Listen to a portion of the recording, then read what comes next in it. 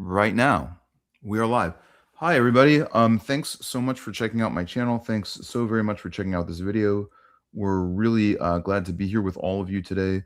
We are going to do something a little bit different than we normally do. Normally on Mondays, I do a talk, like a kind of a live open panel, and we're going to do something a little bit different today, where we're going to open it up to the whole panel a little bit later. But first, we're just going to start by doing kind of a talking with Tavo. So this is a little bit of a hybrid sort of situation. So I know there's a lot of chats. There's a lot of people in the chat, and there's been a long conversation right when we logged in. I saw there was a lot of chats. So I really appreciate the enthusiasm. Hopefully, everyone's going to be okay with us having a conversation with Daniel, and then we'll open it up to comments. And while we're at it, while I'm talking with Daniel here, and I'll introduce Daniel of the Burning Bushes channel in just a moment. But while we're while we're having a conversation, feel free to put all your comments, all your thoughts in the chat, and you can ask questions to Daniel, and then I'll pull up those questions. And again, usually Mondays, 5 o'clock, we do our open forum where we take all questions, all comers, and we just do a big kind of disorganized open panel.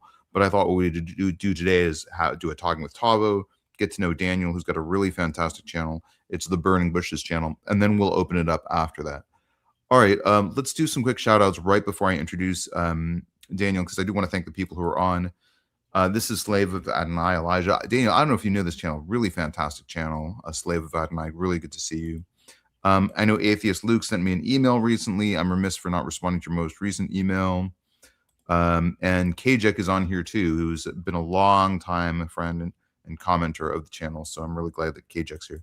So thanks everyone who's already on the channel. I want to introduce Daniel from the Burning Bushes channel. Daniel, you are a talented writer. You're a musician. You're a creative person in many different genres and many different media.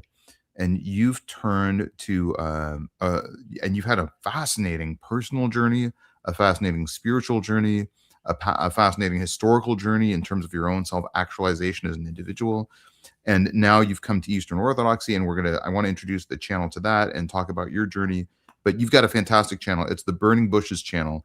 And while you're giving your introduction, I'll make sure that I put that in the channel and highlight it, and I'll pin that as a comment while we're doing that.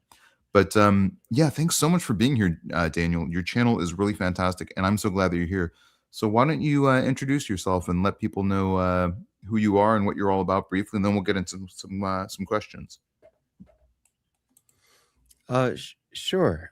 So I'm Daniel J. Neumann, obviously, with my name being there. And yeah, I have a channel called Burning Bushes Channel. Basically, the Lord took pity on me um, when I was in a very dark place. And on YouTube, I used to waste my time drinking alcohol. And also, I was an occultist.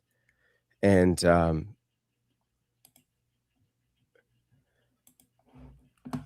should I go through the whole story, or what do you think, Tavo? Whatever you want to share for the brief intro, and then I've kind of divided your life story into a lot of different phases, so we can go Okay. through some of the. I sent you some questions, and I've got that list of questions too. But that's really more of a topical list. So whatever you want to tell people to introduce them to your channel. And what I've done is I put your channel in the comments to this video, and I've also pinned that as a comment. So your channel name is pinned. So if you're here just kind of checking it out, please don't forget to go to Daniel's channel. Subscribe to his channel. It's really fantastic. You won't regret it. And he's got interesting stories to tell and a really interesting voice. So, yeah, I mean, whatever you want to say briefly is kind of an overview, and we'll get into some of the specific biographical questions soon. Okay. Yeah. Now that I understand the question better, Burning Bushes channel, I make some music, and it's not very good music, but I just do it because it's a way for me to kind of express myself, and some people like it, which is good. And I also do live streams where I will read the lives of the saints, or I'll perhaps maybe read some Bible verses, but mostly the Psalms, or uh, talk about a specific topic where I'll read different articles about it, uh, and things that are like themed around a certain just question. And sometimes I'll have an open panel afterwards where I'll just have conversations with people about it. So I do that, and sometimes I do goofy shorts. And I also have a community tab where I just like send out orthodox memes. So if you like memes with quotes from the saints, they're on my channel as well. Yeah, I think the memes are fantastic. Shout out to Judd Bowens, who is one of our. Okay. Oh, thanks very much. I clicked on the wrong chat. There's so many chats happening right now, and so many comments being thrown up. So, but thanks, Dr. Allen. I did see the article that you posted, so I'll check that out later as well. And Judd Bowens, who's one of the mods for the chat, says, "Hit the like button. Don't forget to subscribe. I really do appreciate that encouragement." Um, and then how I guess I want to do a check-in. A couple of people are saying that you seem kind of sad. Are you you're not anything? How are you doing right now, Daniel? I'm excited to Oh chat with you, man. so I hope Um you're doing well. yeah, no, I'm doing good. I do feel a little tired, and it is maybe a little difficult just because yesterday was Father's Day and my father passed away in March. So like that is a little bit weighing on my heart, I guess. But uh uh it's it's all good. This wasn't a planned question, but is there anything you want to share more about that? And first of all, I'm sorry for your loss. Losing a father can be really, really challenging. I shared about the passing of my father just a couple of nights ago on this channel. So, what would you do? Is there anything you want to share about your dad? Um well, I love him, you know. I believe he's alive in Christ. Uh he wasn't an official member of the Orthodox Church, but um he was kind of like an 11th hour Orthodox because he considered my parish to be his church, and he was actually trying to convert all the nurses into being Orthodox at the end. It was kind of funny, but yeah, he wasn't able to become like a catechumen or anything like that because he was like too sick. But it meant a lot to him when he could go to services, and the last one that he went to was one of these healing services where we offered to everybody, whether you're an Orthodox or not an Orthodox, where you get like oil anointed on them for healing, and that meant a lot to him. So uh, I would say I was blessed to have the church um, during that whole process. For one, because with the guidance of my spiritual father, the last like week of his life, uh, he gave me guidance on what to do, which is to read the Psalms around him, and also do the other things like tell him that I love him, and it's okay to let go, and I forgive him for everything. Please forgive me. Um, AJ says we are here to support Dan and lift him up in prayer. I would agree with that wholeheartedly. If anyone in the chat wants to say, like, just kind of think of a kind prayer to extend to Daniel and Daniel's family. This wasn't a topic that we had talked about for this debate, but for this discussion.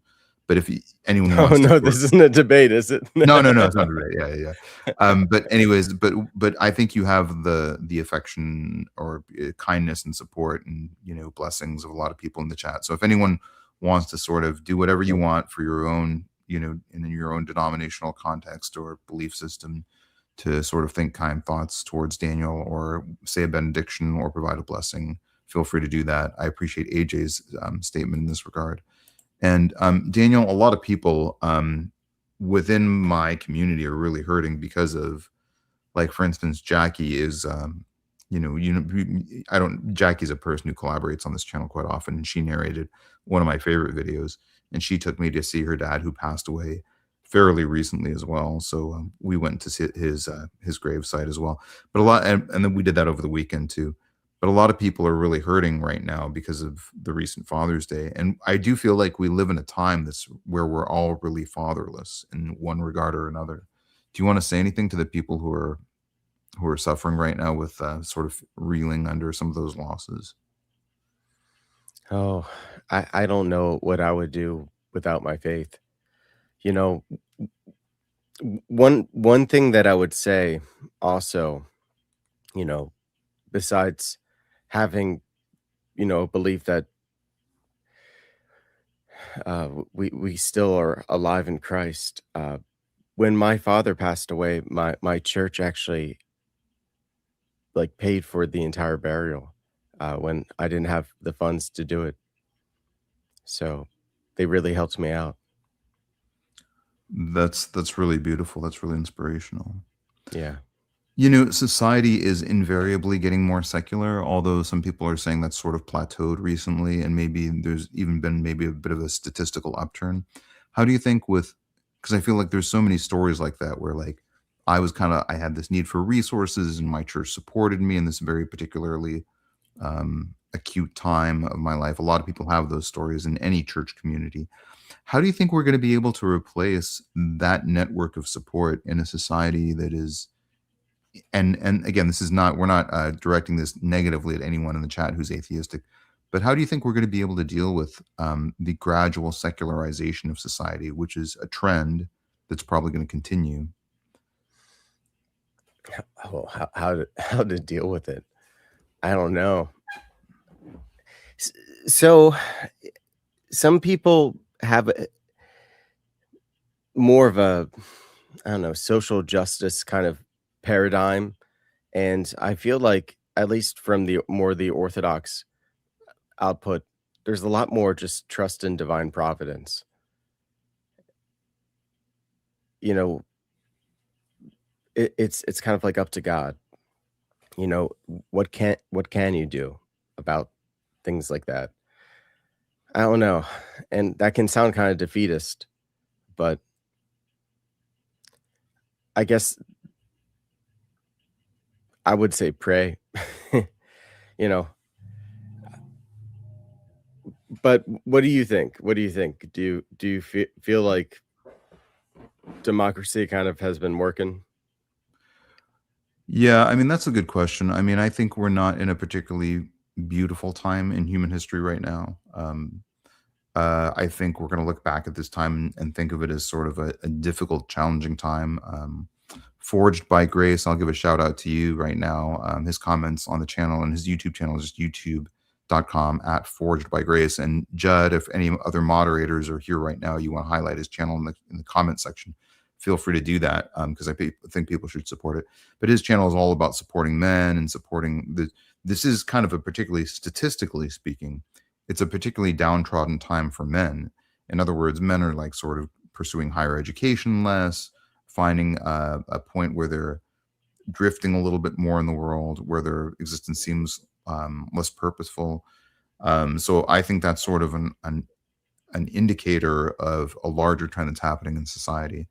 But I don't know how will I do think that like, I'm friends with a lot of atheists. There are a lot of atheists who are friends on the channel.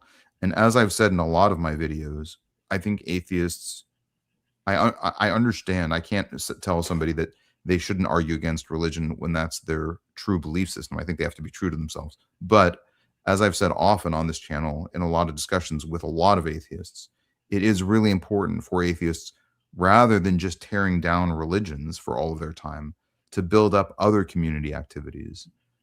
I don't know that that's an entire solution, but it's at least something that should be reemphasized. I think some of the resources need to be directed towards building up communities at a time when church organizations are suffering and church membership and participation is decreasing. I do think that in some ways, like, I feel very connected to the community that's on here on YouTube. I don't know that that replaces going to church in a regular way, and I would even say that it probably doesn't. But having said that, I think finding a community of people who are very kind on YouTube has been at least very nourishing to me, and it makes me feel better about what I'm doing in my journey. I've found a lot of people on here who are kindred spirits in one regard or another. I still think it's probably healthy for people to go to a church and to connect with church communities, and that's supported by very good medical and sociological literature. But yeah, well, I do want to get into your story because it is really fascinating. So I guess but I want to make sure, Daniel, that you feel up to like participating. And we had an atheist on the channel a couple of days ago who was like really personally devastated. And I said, rather than arguing about religion versus atheism, let's just talk about, are you doing okay? So we did that instead of having like a real, dis- debate format discussion over their belief system. But I'm happy to move on, but I do want to make sure you're okay and just give you the floor as much time as you need to like feel good about what we're doing here. No, no, I think I'm good. Okay. Yeah, yeah, let's do it.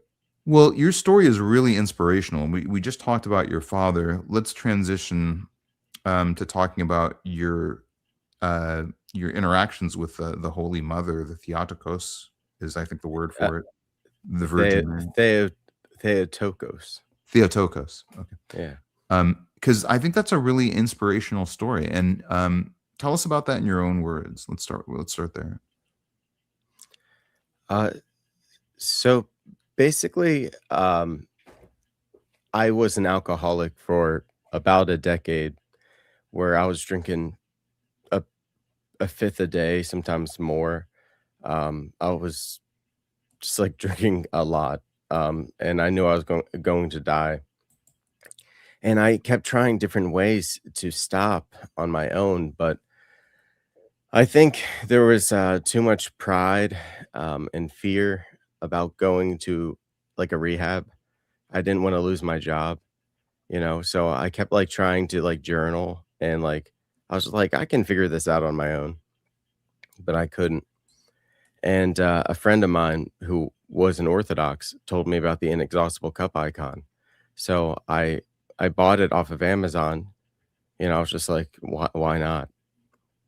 And when I got it, the first thing that I noticed is the Theotokos. It has both Jesus Christ and the Theotokos.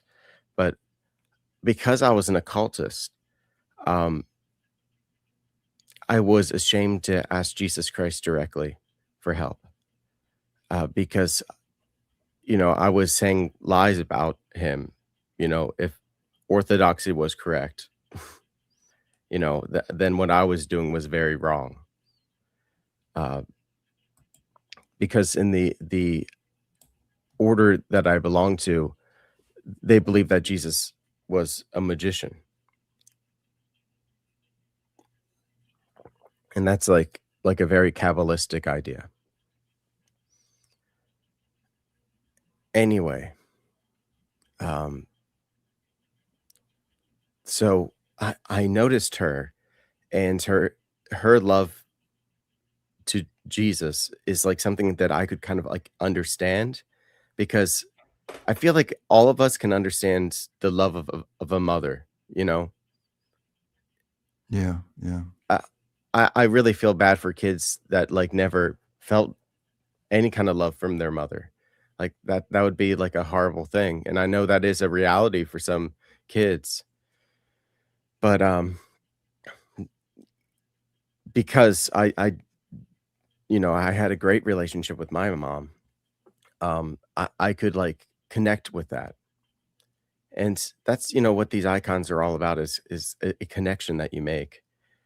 Well, the next thing that I had to do was like figure out how do Orthodox pray. And a- as a former occultist, it was all about visualization and like everything in a mental space, you know. Whereas with praying with your heart, you don't imagine anything. You just cry out with your heart. And icons are really helpful for this because you don't have to visualize anything at all because you're looking at an icon, um, and you cry out for mercy. And it is really interesting, once you kind of get into um, the theology of it, is when you're asking for mercy, you're asking for more of God because God is like medicine. Like when we say Kyrie eleison, Mhm. eleison is Yeah. like has the same root word for olive oil, and it's like an ointment, it's like a healing ointment, you know. Yeah. So Yeah. when we're saying mercy, it's kind of like being out in the battlefield and saying like mercy, like I need a medic, you know. I need more of God. So I had to learn to start praying with my heart more. And anyway, I over the course of about a month, I started drinking too little too fast, and that caused me to withdraw, um, which caused my blood pressure to skyrocket Yeah. because Yeah. my body was used to being sedated by the alcohol, Yeah. and Yeah. so I had, varicose veins in my throat and in my stomach, and they ruptured Oh, open. So wow. I Oh my gosh. bled out internally. Yeah, and I was in a locked room, for, like, around 24 hours. And Um, how old were you when this was happening? You were very young, was my recollection. no, no, this was, November 21st, 2022. So what age were you then? Well, it's 2026 now, so that would be 4 years ago. I guess I was 32. Yeah, I mean, that's still very young to be going through that much. Yeah.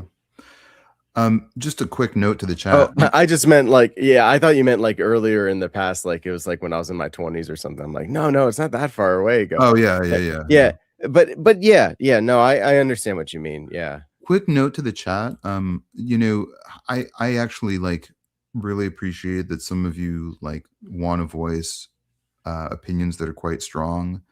I just my hope though is that you just lift each other up, and if people are saying stuff that seems negative directed at me, I just want you to know that that's okay. That don't try to censure those people. Like I just don't want there to be the whole purpose of this channel is to lift each other up and to create positive discourse in a way that's polite and uplifting. So if people are like I see the conversation in the chat is getting quite enthusiastic, which is really wonderful. I just want to remind you all to be kind to each other because if I convince one person to be Christian and I have to create like a lot of argumentation and negativity to do it, to me that's not what this channel is about. This channel is about lifting people up and just keeping people positive. So I know some of you have very strong feelings, and some of those are being voiced in the chat right now. So just I know many people in the chat right now, and you're all very wonderful people, and you all have important things to say. So we're going to open it up in a little bit, but I hope you'll be patient and kind to each other. And if you respect each other as much as I respect each of you, I think it'll be a really wonderful conversation, as you should, because you're all great people. All right. Sorry. Didn't mean to derail your story though. But yeah. So that's a very challenging thing to go through, and that's a very early age to have that degree of liver dysfunction. But keep going. Keep going. Oh, well, yeah. So my dad, you know, he he passed away because of liver disease as well, but it wasn't because he was a drinker. It was because there's a gene that I also have, which like it, it makes your liver, I guess, go bad. For a lack of better words. Yeah. Yeah. Yeah. Some kind of gene. Yeah. Well, but So that's probably why my it's probably it's a wonder that it didn't just like kill me, but but 10 years of drinking that much, really, it does a number on you. Yeah, yeah. But I'm really glad that you came through it, because and you've come through a lot of like spiritual challenges that are sort of analogous to that, and in that journey, like, yeah.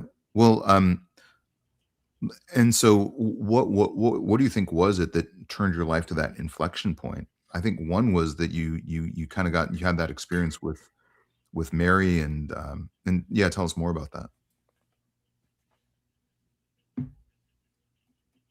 Well, what you mean, what happened after that?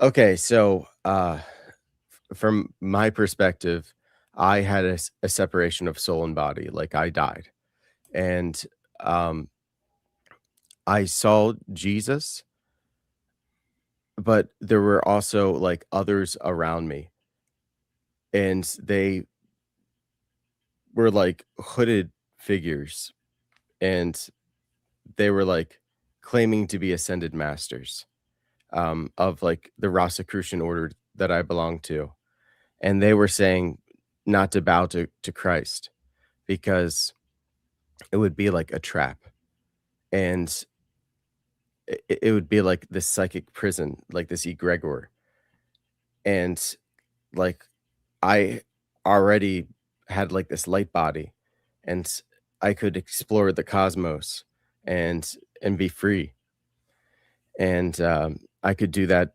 with them, and if, God really loved me, then he would let me change my mind later, and so I hesitated, and when I did, you know, which is essentially nothing, like, hesitation, basically, I didn't do anything, but, like, I hesitated, and, like, that pushed me away from his light, and Mhm. I went in the other direction into a place that was very dark, and, it was like a place without grace, and so, you know,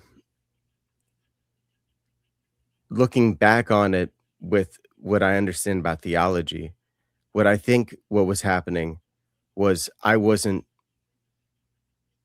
accepting the grace. I wasn't accepting God's grace. I was rejecting it, and it was like probably like an internal place inside of my own soul, you know, like that's probably more what was really going on there. Um, because really God is everywhere, even even in hell. So like what what's really happening is a rejection. Mm, But anyway, my experience of that place was very much like it was a place. But it was a place that didn't make any sense. mm, And it mm, was, like nightmarish. And I've written a little bit about this, but it's largely ineffable. But like there are things that like I remember about it. And a lot of this stuff, I had to kind of just rely on the Holy Spirit on, like what is good for me to remember, you know, and like how to put that into words. But really, it was just like it's it's almost like this memory almost becomes like an analogy of a state I was in, you know? And it yeah. was like this horrible state, but in the end, it was the Theotokos who came, and she she there was a light that poured out from her, that emitted from her, that, like, had a force to it, and, it pushed away a demon, um, and I prostrated towards her, and she told me to worship her son and go to the church, and she lifted me out of hell. And Wow. so after that, I see these paramedics, and they're in like bright white uniforms, and the lights are on, and I guess my eyes were closed for quite a while, so it looked pretty blindingly bright. So at first I was like, I wondered if they were like angels or something, but Wow. they Yeah. but they were paramedics. Um, and yeah, I had to go with them. And I remember I didn't really want to go with them, but you know, I felt like I was almost like guided somehow, and I don't know if it was like an angel or if it was God or if it was the Theotokos or what it was, but sort of just like a good thought came to me that said like just trust that you're going to get through this. And it was a long process, in the hospital. It was like, over a month. Yeah. That's incredible. Again, I'm so glad that you got through that. Quick shout out to Jed Bowens, who's one of our moderators, who just highlighted your channel. I think Jed, make sure it should be there in the pinned comments still. So if you want to do something nice for Daniel, please go to his channel. Please like it. It's a really fantastic channel, and he's got some really very important points to make, and he connects with a really good community that I think is underrepresented, including in the discourse on this channel. So thanks, Jed, for highlighting his channel. Just a good reminder for everyone to go over and like his channel.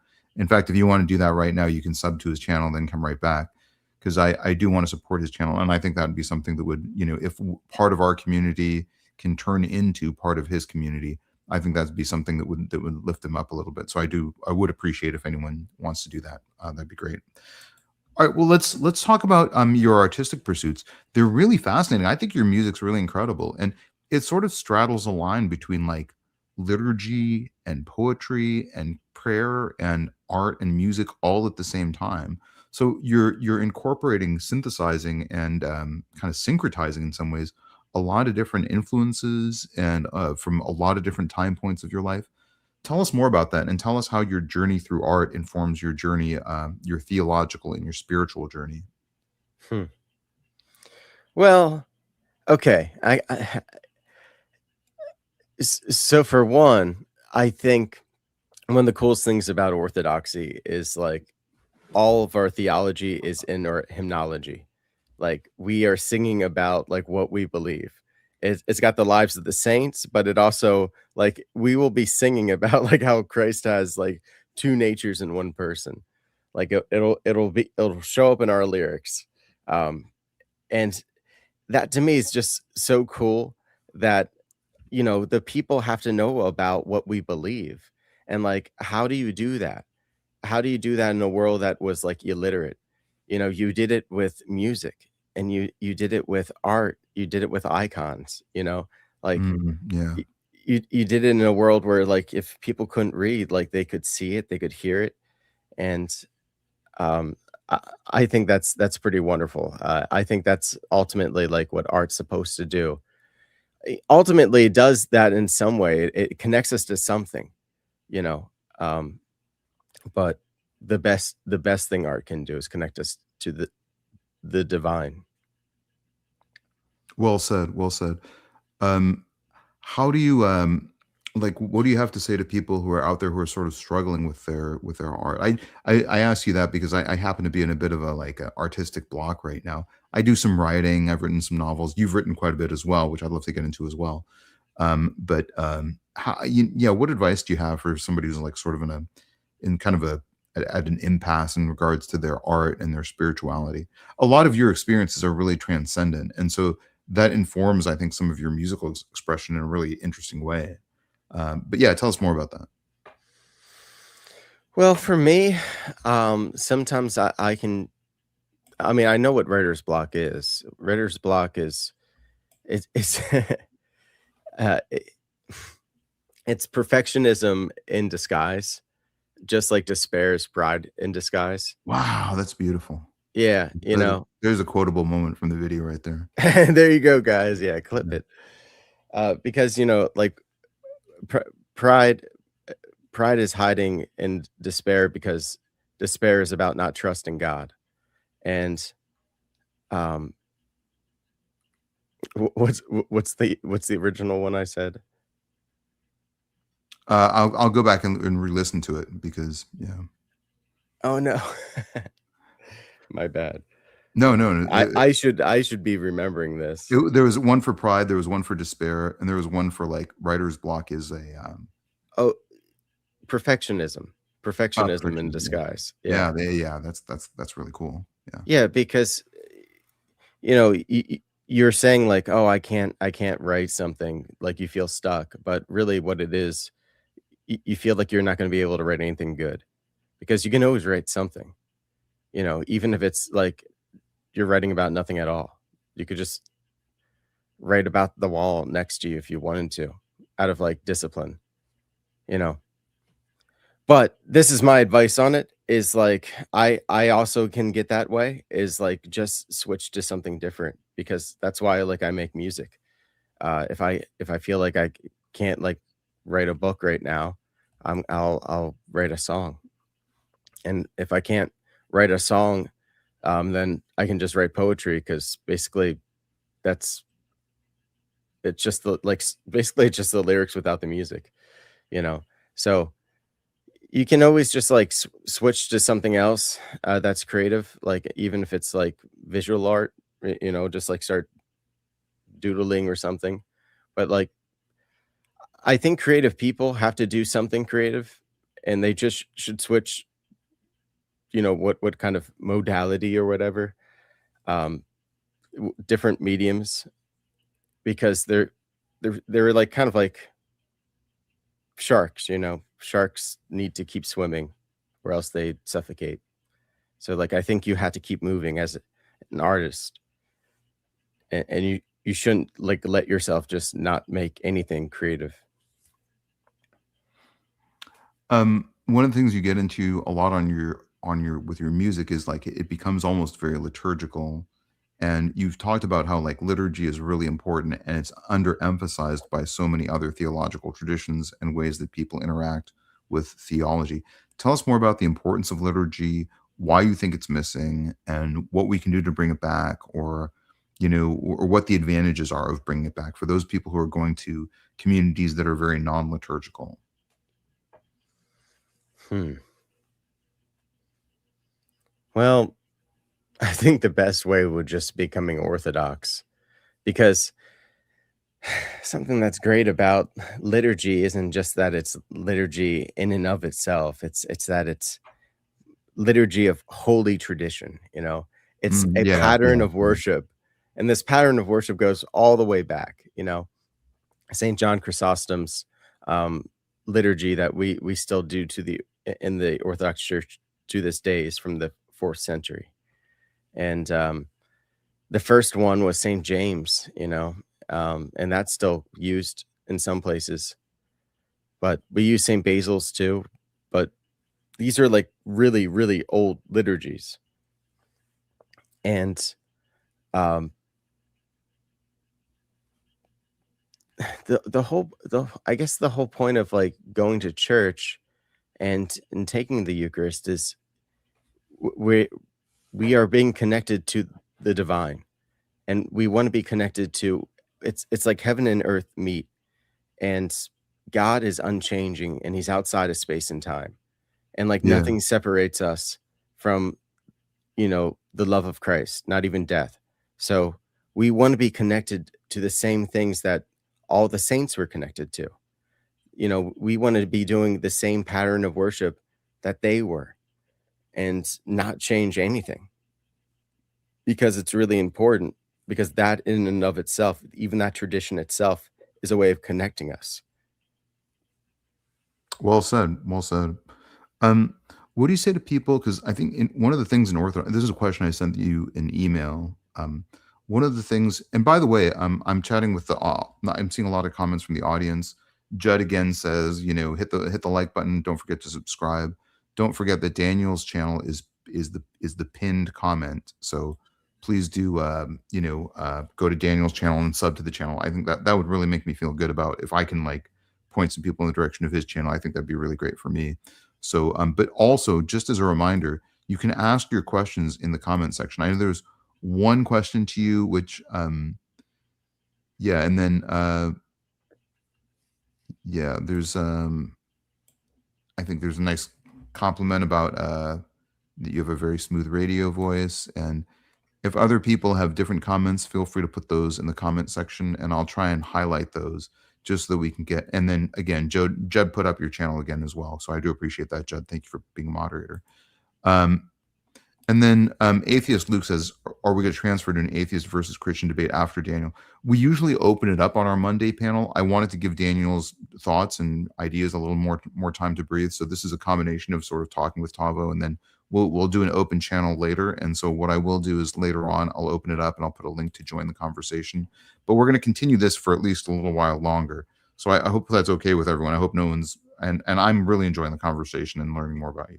So the question that I'd asked from the email is, in orthodoxy, that kind of personal experience with God becomes very important. What do you? Oh, we do have a question from Cafe. Let me ask you that one. How does Neumann interpret the Orthodox notion of theoria, and what are his thoughts on Christian mysticism? Oh, I pronounced your name Neumann. That's just because I think of John von Neumann, but it's probably Newman, right? Is it Newman or Neumann? Would you have a preference? It could be pronounced actually either. It could be Newman, which is like normally how you'd pronounce it, but Neumann is how you would pronounce it if in the original Prussian form. Yeah. And then Slave of Adonai has a really great question after that. But do you want to take on this question? Yeah, sure. Theoria, from my understanding, is divine vision. So it's about having purity of heart, and it kind of comes. It's connected to hesychasm in a lot of ways, about like how monks were able to really clarify their nous, their like spiritual intellect, the eye of their soul, so to speak, so that they could see the uncreated light. That's basically what theoria means. It can also be applied to seeing God in nature. There's a few ways that you can look at it, but it basically means like being able to see God. And what are my thoughts on Christian mysticism? It depends. Like, is it like, what do you mean by that? You know, like as long as it's not against Eastern Orthodoxy, you know. Um, so I'm not sure what you mean. Well, feel free to expand on that, Cafe. And there's another question from Slave of Adonai, Elijah, and this is a really fantastic channel. And I've actually learned a lot by watching his streams. So if you guys want to get to know each other, that would be, I've said this often on the channel, but like, it's great if we can have discussions. It's great if we can expand our ideas. It's great if I learn something. But maybe the most important thing that can come out of my channel is if you all form relationships with each other. So Slave of Adonai Elijah has a really fantastic channel as well. I hope you guys get to know each other. But he asked the question, who is your favorite prophet? You can't say Jesus. Probably my intercessor Daniel, because I'm named after him. He's my intercessor, Prophet Daniel. So, yep, I'll have to go with Daniel. Good answer. Yeah, great answer.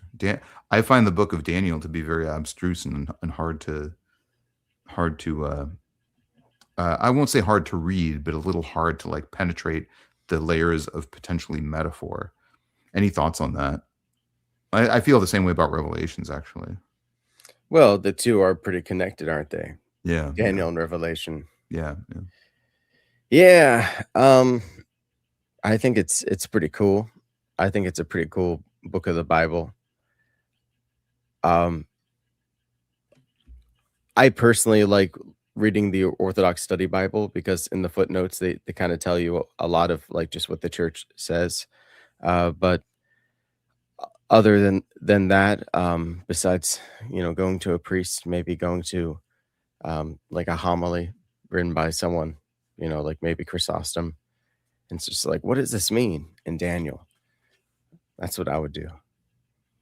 Yeah, I think that'd be that's I'll check that out too. What are some other books that are your, let me hide this and go back to the bottom and just this is actually really close to the next question I was going to ask. What Orthodox do you like beside yours? So in other words, yeah, what other Orthodox branches, thoughts? And we have a follow-up from Cafe after that. So Cafe, I'll get your follow-up question after that as well. Well, I don't know exactly what Gangster Ghost means by this. I do know Gangster Ghost, by the way. Shout out to Gangster Ghost. Um, Really great to have you here, Gangster Ghost. I think I've seen you on a couple of chats, so really good to have you here, though. like if I'm gonna choose to interpret this as diocese within the Eastern Orthodox Church, and like I'm from the OCA, so like if I were to choose a different one within the Eastern Orthodox Church, I would probably go with the Antiochians. Any particular reason? I think they're cool. I think it's cool because it was like the original church, like Peter technically actually founded the Church of Antioch before Rome. Another kind of related question. What's your favorite book of the Bible? And also, what book do you recommend for somebody like me who's like sort of not theologically committed? What, to get you to orthodoxy? Or to get me anywhere, actually, just to move me forward in my journey. Oh, and we have we'll do the follow-up question from Cafe in just a moment too. Okay, well, I would say The Orthodox Way by Callistus Ware. Definitely. That's the book. Oh, Um, okay. Well, I meant like a biblical book, but I'll check that out as oh, well oh, too. Yeah, like and which book of the Bible? book of the Bible. Um, Right now, I'm reading through. Yeah, I've read through the New Testament. I'm kind of rereading, starting from the Old Testament forward, and I'm actually trying to teach myself some biblical Hebrew because it's an Afro-Asiatic language that's fairly similar to my own original birth language. So I'm trying to learn some of that, some biblical Hebrew to be able to read through the Old Testament in biblical Hebrew. But yeah, just any thoughts on where I should start, where I should go back to, well, what I if it's should the read? Old Testament, I'd say the Psalms. Psalms are beautiful. Yeah, absolutely. Yeah, I love the Psalms. And Cafe offers a follow-up. I think this is a follow-up on the question about Christian mysticism. I meant within the context of orthodoxy. I'd like to hear anything he'd have to say on Christian mysticism. Perhaps you could expound on how you interpret the Tabor light. Oh, okay, um, yeah, Mount Tabor. Um, so this was like Gregory Palamas and uh the Hesychasts. They were like monks who they could see the uncreated light of God because they were entering into a stillness of their heart. You know, they were very advanced monks that were like very close to God.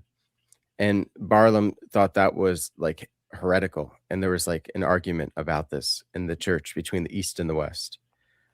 So the East believes that God has uncreated energies. And this is how we can understand 2 Peter 1:4, where it says we are to be partakers of the divine nature. We don't think we can become partakers of God's essence because then we would like it would be like the Father, Son, Holy Spirit plus you, me, and everybody else. You know, we are the creation. God, God is the creator, and there's always going to be some kind of distinction between us. You know, what we are united by God's grace, and His grace is truly God. That's what Mm. we believe as Eastern Orthodox. That it's part. It doesn't go against divine simplicity in any way.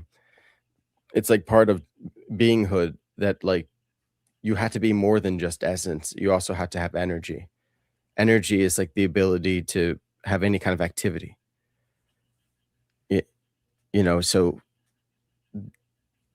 these energies are truly God. They're uncreated. That's basically what's going on there. It's all related to the aim of the Christian life itself, which is theosis. This is how we become deified by these uncreated energies. It's really beautiful when you think about it. It's You very know, beautiful, especially the way you describe it. Yeah. I'm going to put a comment on here because this is a comment from on day 3, on day 3.od3. If you don't know each other, Daniel, this is really fantastic YouTube content creator. One of the most insightful folks that I've found recently, is in addition to your channel. So I hope you guys, again, one of my goals is to introduce you to my community here. And and that's, if you guys form relationships with each other, that's the best thing that can come out of a video like this. So if you check it, I would recommend that anyone check out on day 3. But Daniel, on day 3, I hope you guys all get to know each other, because you both have interesting things to say to each other. So check out Nice. on day 3, Gavin. Really great great colleague that I think you'll have a good relationship with. There's a bunch of other questions that I didn't get to from my email. We've been chatting for about 50 minutes. I was thinking we could chat for a couple more minutes, then kind of open it up if people want to join the chat. But how do you feel about that? Would you rather, like, are you okay taking questions? Can we bring people on who want to comment, who want to have a chat with you? And we'll moderate it Sure. pretty carefully. But, and again, I would encourage people just be gentle and not go too overboard with your chats. But we can bring people on. But there other questions that we didn't get to in my email? There's certainly many, but is there one specifically that you wanted to address that we haven't gotten to? No, I think we're probably pretty good. I mean, eh, yeah, I mean, unless there's something you want to ask. Yeah. I mean, there are other questions like, oh, you are Angel. Angel says, I need to ask Dan a. I know who that is. I think that's a question. So I think they're saying, yeah, feel free to ask your question, and then Yeah. we can bring you up, or you can ask your question, and then and then yeah, definitely. Slave says, or Elijah says, if anyone disrespects Daniel or Christian, come up with their place. Okay, really appreciate that. Thanks very much. All right, good. Well, yeah, I mean, let's open it up. So we'll bring some people in. I'll encourage people to be kind and just ask questions in a way that's kind. But what I'll do is I'll copy and paste the link to join the chat, and people can start coming in if they want. And I'm gonna grab some water in the meantime. Is for that sure, okay? feel free. Yeah, grab some water. That's perfect. Yeah, and I will, while I'm doing that, while you're doing that, I will. I'm just going to go down to my own comment and pin it so that people can. All right, there we go. Okay, so now the link to join the conversation is pinned, but and I don't think Dan is on right now, but you are underscore angel says, I find Dan cute. Just saying, it's great. We're I will I'll make sure that gets passed on as well. All right, and the link to join the chat is posted. So while we're doing that, I'll let people join. But again, let me go back to this comment from Judd, who says, hit the like button. Don't forget to subscribe to the channel. I would really appreciate that. Yeah, please subscribe. Please also subscribe to Daniel's channel. It's really fantastic. I really appreciate Daniel being here, and I'm really glad that he's here with me. I thank you all for being very kind. I think the comments in the chat were getting very spirited, and now I think they've sort of mellowed out a little bit, and I really appreciate that. I hope you all are being kind to each other. I hope you all will be kind to Daniel. I know some of you have said a couple of negative things about me, so which I'm a big boy. I can take that. What we'll do is we usually do an open panel, but I think in the interest of just kind of like being kind to everyone, we'll bring up people individually. And the first person I have is I Am Batman. I think we've talked before. Let me add you to the stage, okay? And we'll do people individually. So I've got I Am Batman, and then we'll do Kajak after that.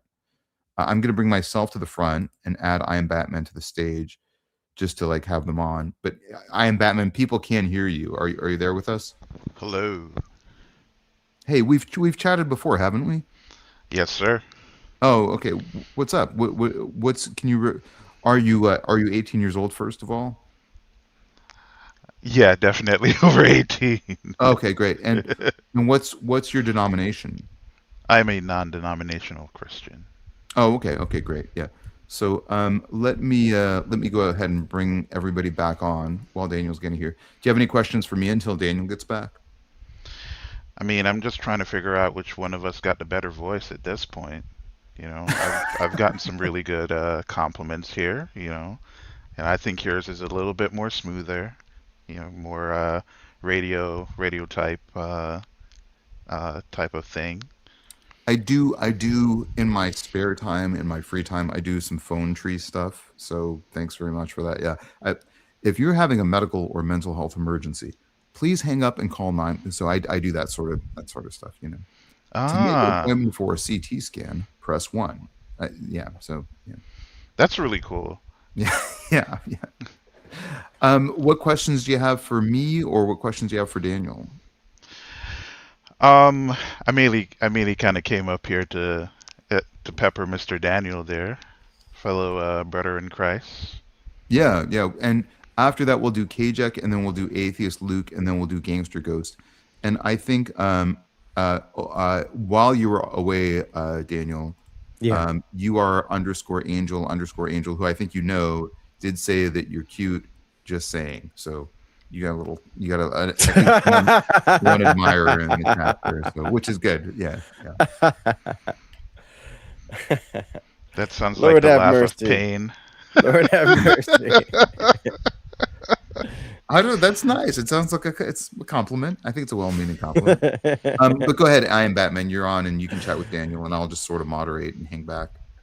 Yeah, what's going on? Hey, how you You doing, picking a Mr. fight? Daniel? You're picking a fight with me?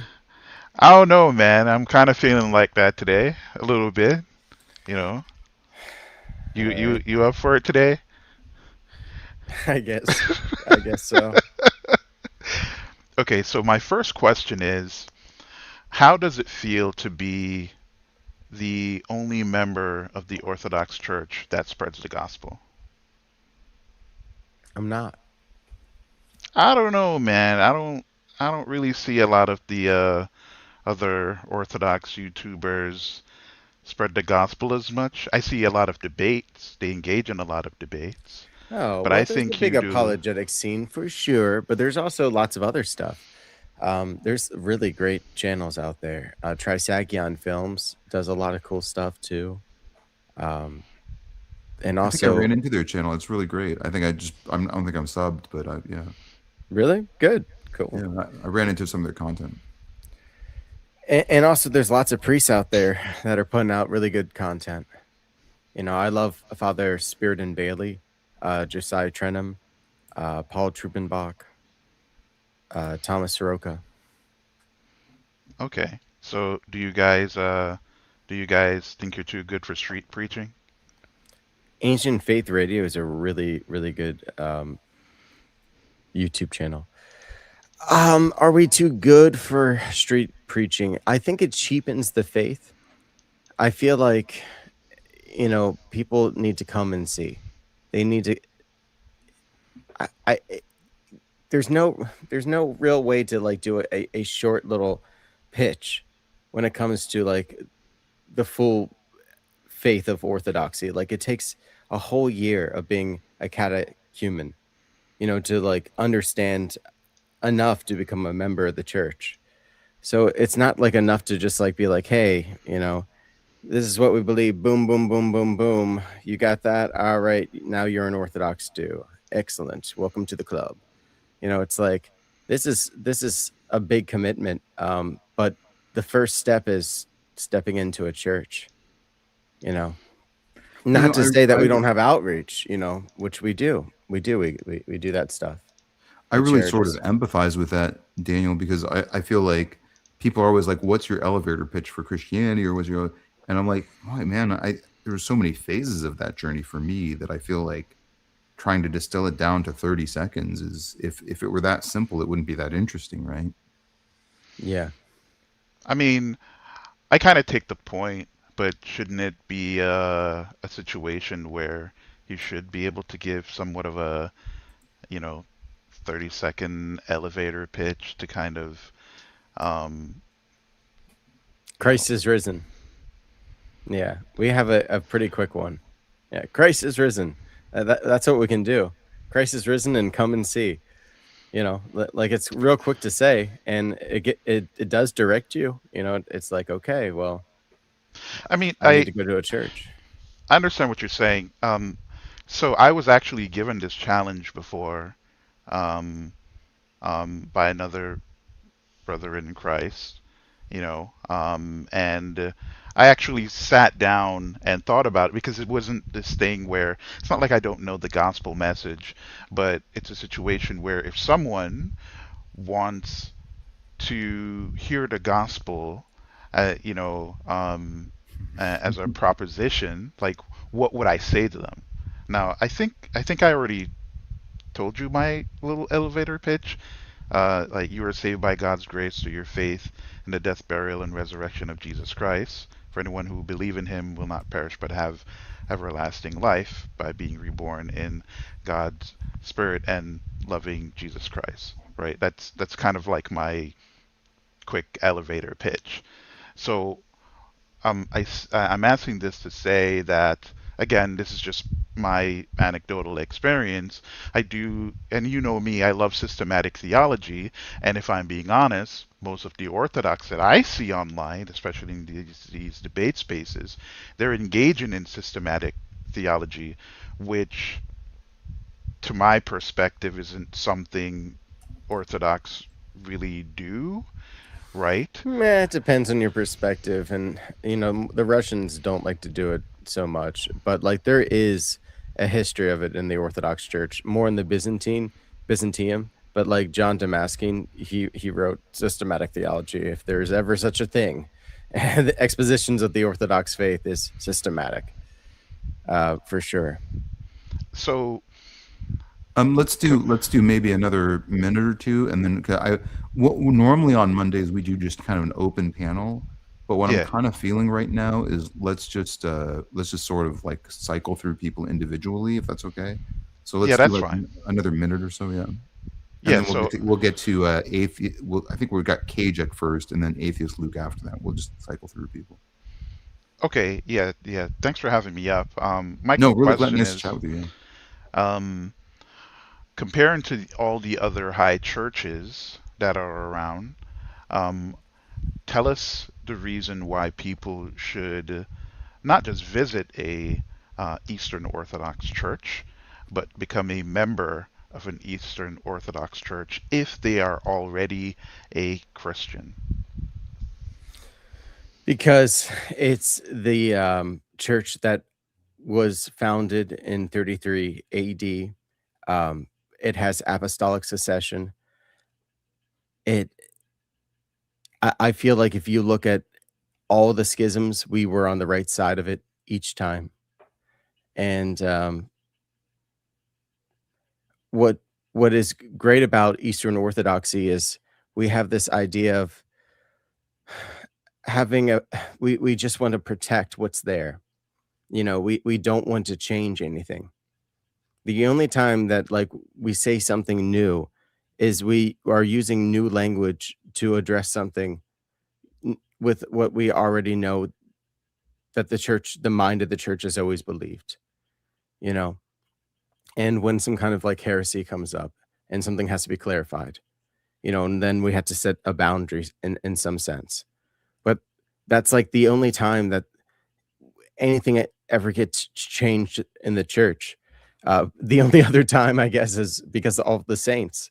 You know, our liturgies keep getting longer because we keep having more saints. Well, Okay, any other thanks. closing words? I am Batman. Then we'll go to Kajak coming up next. No, that's it.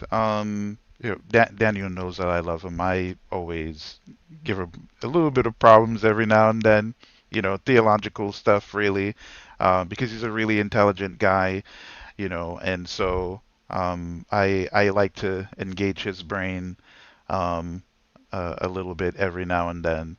So yeah, thanks for having me. I don't know if you're gonna kick me or drop me backstage, but that's it for now, I guess. Okay, we hope to see you again. Normally, what we do on Mondays is we just have kind of an open panel, but I think maybe a sequential way of going through people is probably better way to do it. I do want to remind people in the channel, just please keep it clean. I definitely don't want to like have YouTube do anything. So I want you to be positive to each other. I want you to say kind things to each other, as just a courtesy to me. And I just, let's not get too extreme with some of the things we're saying. My whole goal is to just, have a really kind forum where people have really great discourse with each other. And I know almost everybody who's chatting with us right now, and you all have really good things to say. Okay, well, just before you start, Kajek, Dr. Allen actually very astutely observed that you have a new fox, and we talked about that the other day.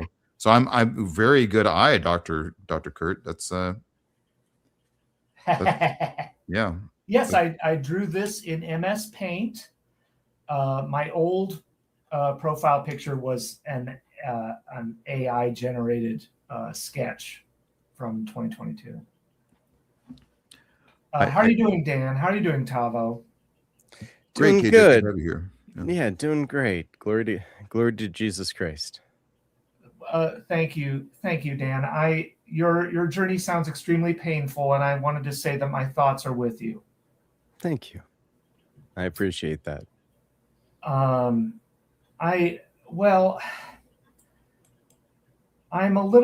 don't really want to press you today. I just want to say that I'm glad you made it through your troubles. Unless you're, you know what? I don't know what to say, man. I'm sorry for everything you've been through. It sounds like you've had an extremely troubling journey. And I'm very sorry.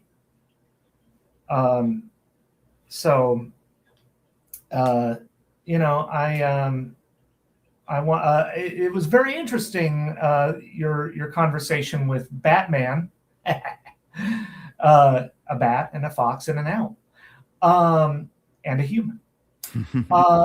Your conversation with Mr. I'm sorry. This guy's he's a true fan. We're all true fans of you, Kajak, all for different reasons, I'm sure, but all for justified reasons.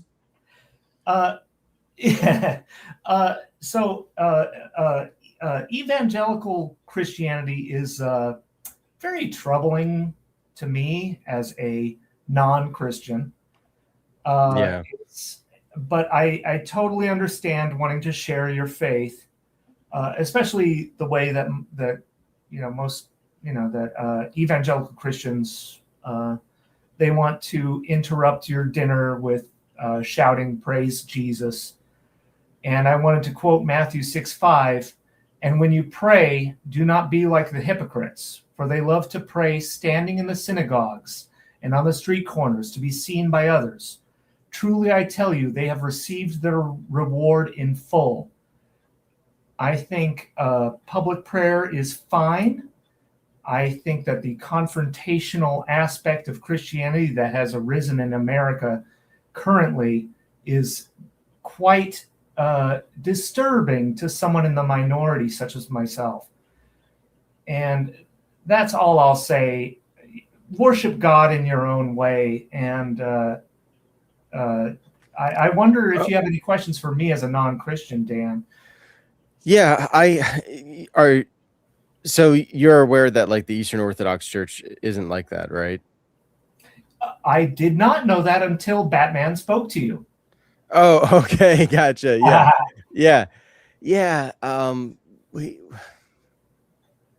It's really interesting when you look at the East versus the West, because the West believed everyone had to speak Latin, where like in the East, basically monks would go over, they would live amongst the people, and they would learn their language, and then they would write these things down in their language. And sometimes those people didn't have a written language, and the monks like would help them and like give them a written language just to give them the Bible. And they ended up like helping negotiate between the Russian merchants and like these people, these indigenous people, like in Alaska, for example, like so that the people actually like ended up loving them. And when they talked to them about the faith, they wanted to, they already like understood what the people believed about God already. And they believed that when they went hunting, they weren't really killing or tricking an animal. Yeah, they were killing the animal, but like they weren't tricking the animal. The animal was willfully giving up its body for the people. And that was like, there was like this nature spirit that was like, that's the reason why the animal would stay still long enough for the hunter to be able to, you know, let go of the arrow and successfully get this, you know, meat. Anyway, it made a lot of sense to them that when the Eucharist, we consume God, you know, his body and his blood. And they're like, oh, God sacrificed himself for us, and we're supposed to consume him. And this is what they already believed about God. They believed that was happening through nature every time they were eating anything, but this was like a holy meal. And, you know, like then they started understanding like the God man. It's like, oh, this is how, like, how else could a man ever reach God? God had to become man. And like, that's the whole point, was so that we could become like God. You know, through grace, we can unite with God. That's like the whole point. That's very beautiful. That's really beautiful, Daniel. I never thought of it like that, and you've made it at once relatable and also ancient. Wow. And By the way, I hope this conversation happens again. This Tavo, Daniel, Kajek, because all three of us are writers. At least two of us are really great writers, I would say. Tavo and Dan are great writers, I'm sure. I'm talking about the two of you, actually. Yeah. I've recently read maybe 1/4 to 1/3 of Kajek's book. So whatever. I don't think I've received the whole book, but yeah. No, not yet. I'm reading Tavo's book right now, and we're talking. I sent you an email, Tavo. I want to discuss your book for sure. I'd love that. Yeah. But I will say to Dan, I think I actually, so as a complete, as just a basic run-of-the-mill atheist, I do believe that the universe is beautiful and grand and diverse and deep and sublime, and I think humans and dolphins and foxes and owls are all sublime in their own way. And I hope you don't hate us too much. I hope I don't hate atheists. No, I hope, well, most in where I'm from in America, Christians love their book more than they love their neighbors, more than they love their parents, more than they love their children, more than they love humanity itself. And it's deeply troubling to me. And I hope that you'll keep some perspective. And what you said was very beautiful. And I think we can reach the sublime as well in our own way. And unless there's anything you want to ask me or anything like that, I'll clear out of the way for the next person. Yeah, I don't know if this would help you at all, but it's a quote from a saint. And he said, "Woe to me if my faith depends on other men." And it was Saint Nectarius. And so, you know, there are people who claim to be Christians who aren't Christians. And it does say in the Bible that there's going to be lots of people who say, "Lord, Lord," and he's going to say, "Surely I don't know you." Yeah. I mean, if you want to be saved, what you have to do is you have to humble yourself with the humble, and you have to serve like the least of these, you know. Like, I think that's great, Daniel. Please try to live that teaching. And thank you, Tavo. Thank you, Dan. Yeah. I love you guys very much. I'll talk to you later. All right. Talk to you soon, Kajek. Really, thanks for joining us. Let's do a quick question from Dr. Kurt, who asks, Daniel, and by the way, while we're chatting with people, we're going to bring up Atheist Luke next. But when we do, you can also put your comments in the chat, and I'll bring up those comments as well. So this is a question from Dr. Kurt. Dr. Kurt's maybe one of the most well-versed people on some of the historicity around some of these questions. So I'll just let you read the question and answer it. Between the RCIRA and the Ulster Protestants, whose theology do you find more accurate? I don't even know what that means. What does that mean? Oh, do we have to spell out the acronyms? Yeah, I'm afraid I don't know what they are either. So, Dr. Kurt, if you want, you can put this in the chat again and just with the acronym spelled yeah, out. that might be above my pay grade. Okay. Yeah. All right. Well, Dr. Kurt's really fantastic. I hope you all. Judd says, hit the like button. Don't forget to subscribe. I would, of course, really appreciate that. If you want to subscribe to Roman Catholic Irish Republic Army. Do you want me to go back up to his original question? Let's see if I can the find theology. They have their own theology. The IRA. I don't know enough about that. Dr. Kurt is more knowledgeable about some things than I am, admittedly. I had no idea. Well, he also asks, what bikes do you guys ride? Oh, We can answer that one. I have an e-bike, and it's a Pedigo.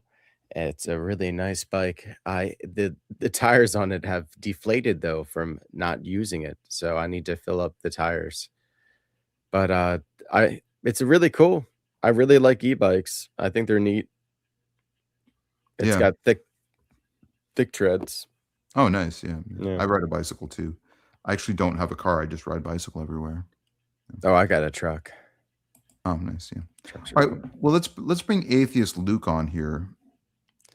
And Atheist Luke, you told me an email, but I just want to make sure again. You're over 18.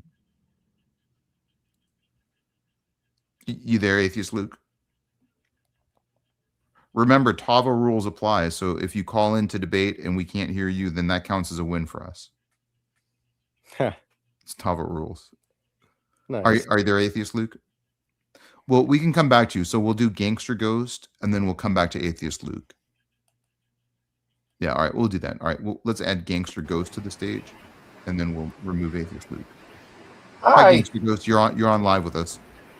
All right, how are you, Dan? Oh, hey, Gangster Ghost. I'm doing all right. How about yourself? I'm doing all right. And you're over 18, Gangster Ghost, right? I've decided recently I should start asking people that. Yeah. I have a quite. What's the difference between the different Orthodox dioceses? Like Greek The different Orthodox? dioceses? Yeah. That's a good question. So they will sing things slightly differently. It's a different region.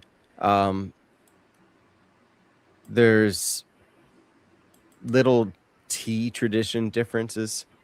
You know, like some dioceses, there'll be bread afterwards, like holy bread. Like it's a Russian Slavic tradition to have, and we do in our parish, where we have some blessed bread and some blessed wine, so that after you partake the Eucharist, you eat some blessed bread and you drink some blessed wine to kind of like flush down everything, to make sure there's nothing left in your mouth.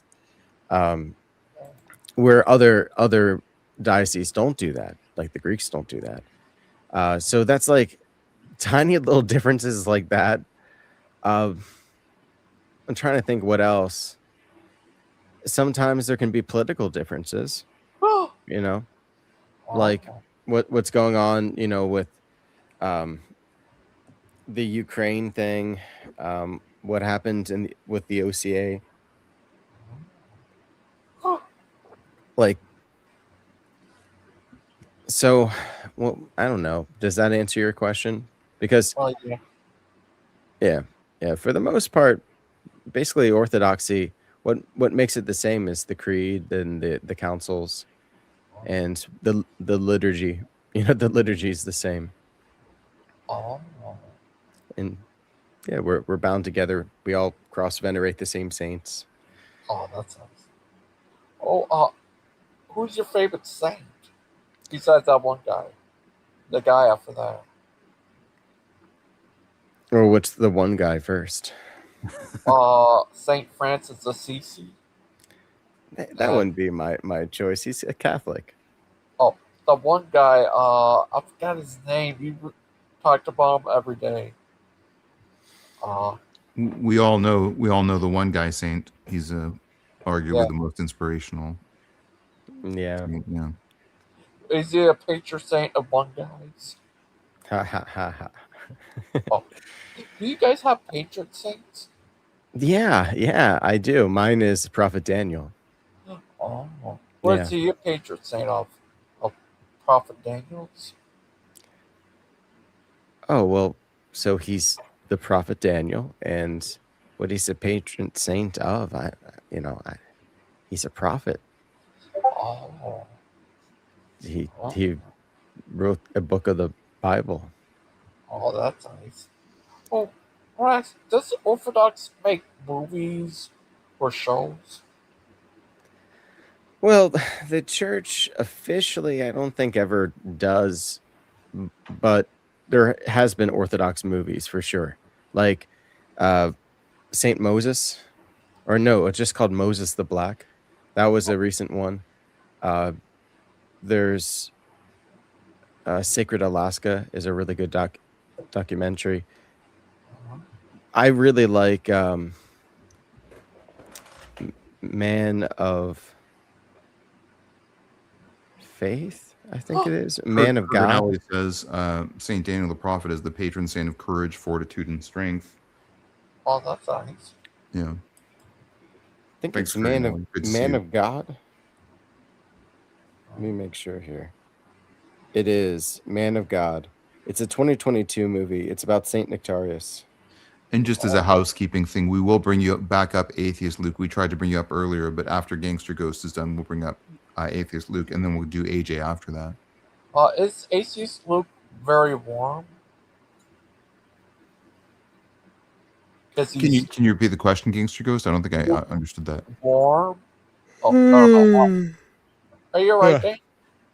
Yeah, sorry, I was yawning. My bad. Oh, my poor little guy. He's an adorable little Dan.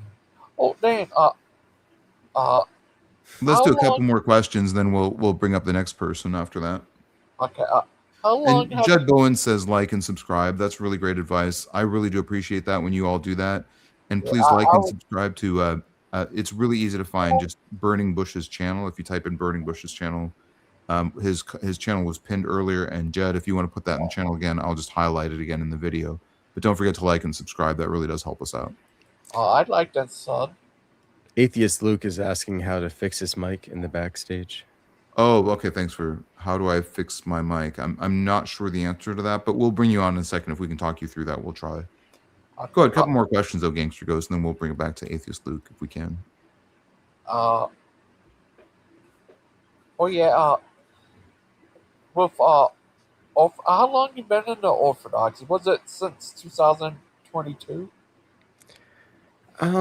I think it's been about 3 years. I think. Wow. Yeah. Yeah. Ever since I knew you, you've been in Orthodoxy. Does everyone try to convert you to their side a lot? What, like other denominations and stuff? Yeah, like the Prover guys try to do. Oh, well, you've seen a lot of this stuff, Gangster Ghost, on your own channel. There's lots of people who, they say, oh, we're right and you got to do it this way or else you're going to go to hell. It's just like, okay. Let's bring up the next person soon. Okay. We still have a couple of people waiting. Okay. Thank you for talking. Have a good safe night. Thanks for joining us, Gangster Ghost. You're welcome on this channel anytime. Usually we do an open stream on Mondays, so come by anytime. Oh, thank you. You're welcome on my show too. I have shows on Fridays. Oh, I'd love that. Yeah, I'll check that out. Yeah, I'll look for that. Early Christian quote asked the question, is Tavo Orthodox? I'm actually theologically not committed. So, but anyways, if anyone else wants to join the chat, we can bring other people up too. Let's try to bring up Atheist Luke. Okay. Bye. Good speaking, yeah. And now, Atheist Luke, do you want to try and talk? And we'll see if we can hear you.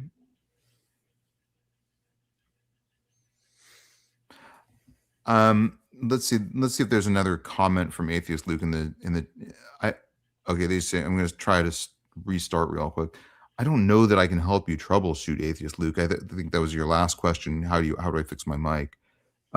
Without knowing other stuff, I think it's hard to, and then I can't tell you what the issues that you're it's hard to do any diagnostic troubleshooting without being able to, without knowing what you're doing. And because you're not on the mic, you can't tell us what the problems are that you're having so that we can help. But we've got AJ up next. And I think you know AJ, right, Daniel? Yes. Okay. Yeah. Let's bring AJ up. And AJ, just really quickly, you're over 18, right? Definitely, yes. Okay. No, great to have you here. I've been starting to ask people that routinely. Yeah, that's okay. Yeah. You didn't ask. Here, though, AJ. You didn't ask me.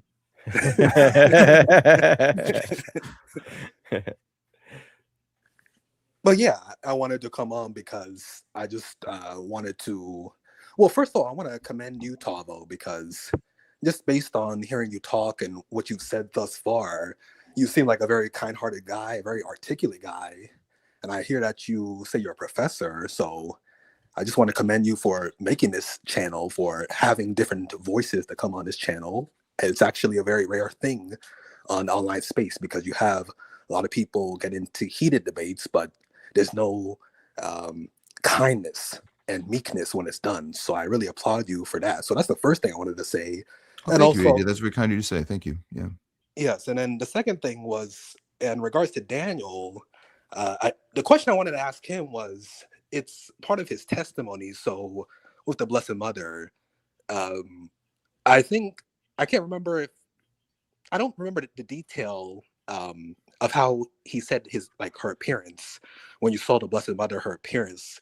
Could you go into that a little more? Like when you how was that? Like if you can remember the details. That's a good question, AJ. Well, she looked a lot like the icon of the inexhaustible cup icon. She had longer fingers. She had the same kind of head covering, but there was just this bright light that was like the purest light, and again, it exerted a force to it too, and it like lit up the entire place, and it was a place that was in complete darkness, and it seemed like it lit up everything. So I saw her, and I never seen, anyone, so beautiful, and she somehow I could sense the way that she could see me, and she saw like the little boy in me, like the little child. And that's like something that I've always like really tried to like, I don't know, keep inside and alive. When it comes to these kind of memories, like I feel like it's all about how it transforms you. Like how are you faithful to that memory? Like how does it shape you in your day-to-day life? And we have a choice in life what to do with our memories, and which ones to hold on to and which ones not to. And I think, well, yeah. Well, to answer your question, I definitely hold dearly to what she looked like. But I would say the best way to describe it would be the inexhaustible cup icon. She looks like how she's depicted,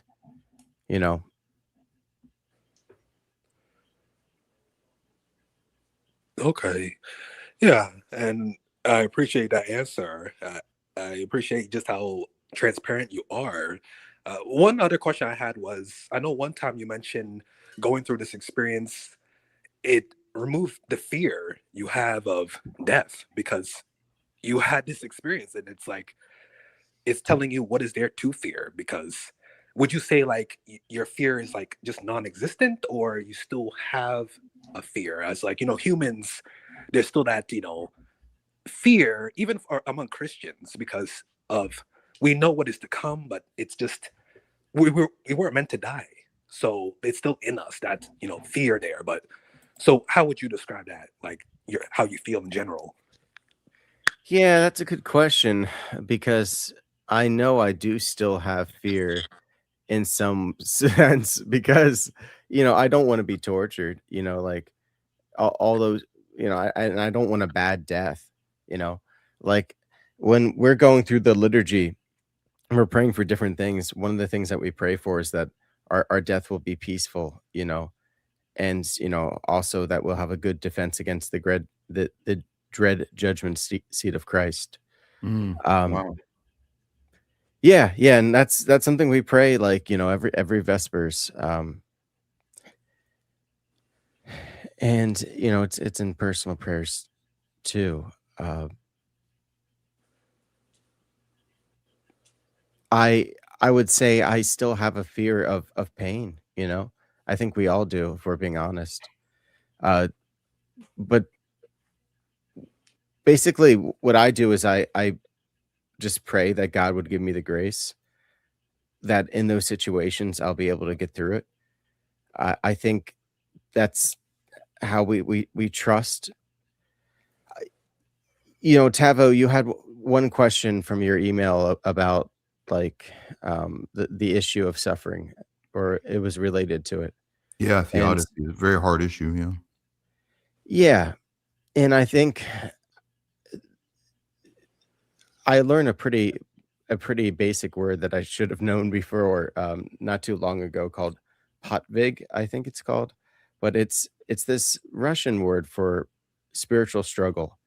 And it's like we have to kind of go through adversity. It helps shape us. And we have to trust that God can get us through these things, these very difficult things, because it really is impossible for us. That's why people go crazy. And I really do feel for atheists, because um it's you, you would have to distract yourself from thinking too hard about these things, because, like, you can't really control what's going on around you. And we, as Christians, we sort of accept that we aren't in control of it, but God is. But God loves us. And so we had to ask for his grace, and just trust that, okay, this is going to get me closer to him, because God suffered too. The God man, Jesus Christ, suffered. So if I can do this unto the Lord and offer this up to God, then I can be transformed by this. I can participate in God right now, his uncreated energies.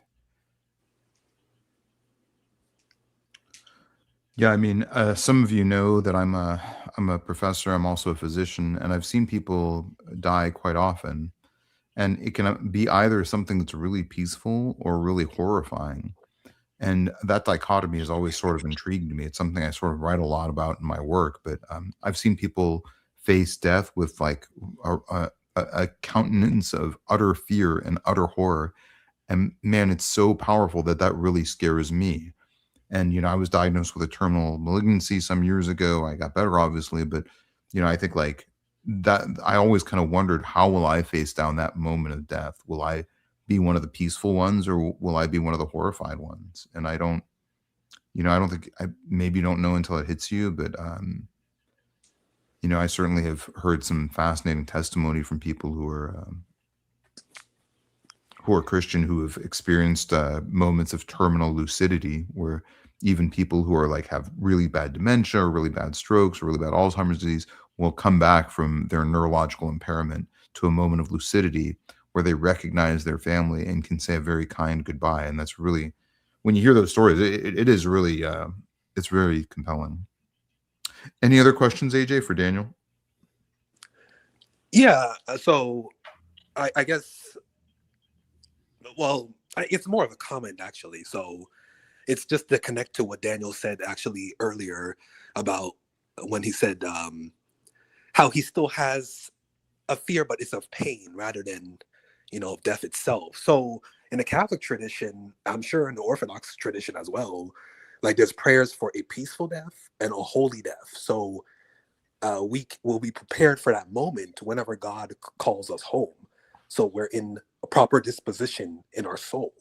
Uh, that's that's something that is really important, that people, because I think, because in the Catholic and Orthodox traditions, we understand salvation as a walk with Christ. It's not a one-time decision that one makes, but it's a continuous walk. So, because one could wake up and deny Christ tomorrow morning, but you have to actively choose Christ and say yes to them every day. So, that's just something I just want to make that comment of how it's really important in both our traditions of having a holy death.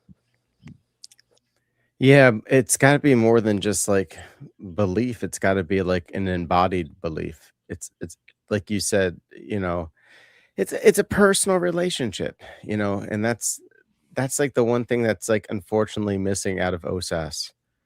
Is like if it's just once saved, always saved, it's just a legal declaration. It's like, okay, then it doesn't matter anymore. That do you really sense that God is always with you? Are you relying on him every single moment? And are you asking for forgiveness every time you do sin? Because, if we're honest, we know that we still continue to. That's interesting. I didn't think of once saved, always saved through that lens. I know on day 3, we'll be interested in hearing that. He's got a debate coming up in the near future about once saved and always saved. That's a good question. Early Christian quotes just ask the question, was I healed through spontaneous remission? Not really is the answer. I was an atheist, by the way, when this happened. I went into kidney failure and they said, we're going to put you on dialysis. And I had the choice to go on hospice instead. So I went on home hospice and with the intention of dying at home. And, I really wanted to die at home, essentially. And I got better spontaneously, but I had some chemotherapy. So I don't know if it was the chemo that was in my system, but I was an atheist at the time, and I was an atheist after that happened. So there's an old saying, there's no atheist in foxholes. But I did sort of like go through that whole period without any kind of like last minute conversion. And I'm kind of glad that happened, because now I can really say that my journey was really just informed by a body of evidence. It was not informed by in other words, I faced off death without saying, oh God, please save me. Of course I didn't quite get up to that very moment of death, but yeah. Good question. All right. Any last question, AJ, and then we'll try and bring up atheist Luke one more time, and then we'll still take a couple more questions from the audience. And on day 3, if you want to jump up to say hi really quickly to Daniel, I'm okay with that too. I think we have enough time for that. And then I have a few wrap up comments and questions for Daniel as well. So, but at first, AJ, any other questions? No other questions. I just want to thank you again for having me on. I think it was a productive conversation, and also once again, I want to commend you, Tavo, for having this type of space. Oh, thank you, AJ. Well, I hope we hear from you again. Yeah, that's kind of you to say. I appreciate it. God bless you, AJ. God bless you. God bless you. All right, let's try one more time to bring up atheist Luke and see what happens. Hello? Atheist. Oh, great. We can hear you. Oh, thank you. Hey. Okay. Hi. I just want to say I am also an aspiring writer. Nice. Good for you. Wonderful. Yeah. So I had 5, maybe 6 points of conversation for us to do, if that's fine. I think we've probably got time for most of them, but go ahead. Why don't we start and we'll see how far we get. So for Daniel, are you doing okay time-wise and emotion-wise and bandwidth-wise? Yeah, I should be good. Okay. Fine. you mentioned earlier that you were an alcoholic before your father properly turned you to Jesus, and I was wondering, were you atheistic beforehand? You said my father? Yeah. No, my father didn't have anything to do with me turning to Jesus. In fact, you Daniel brought your father more right in alignment with orthodoxy. Oh, Yeah, I did not know that. yeah, it's true.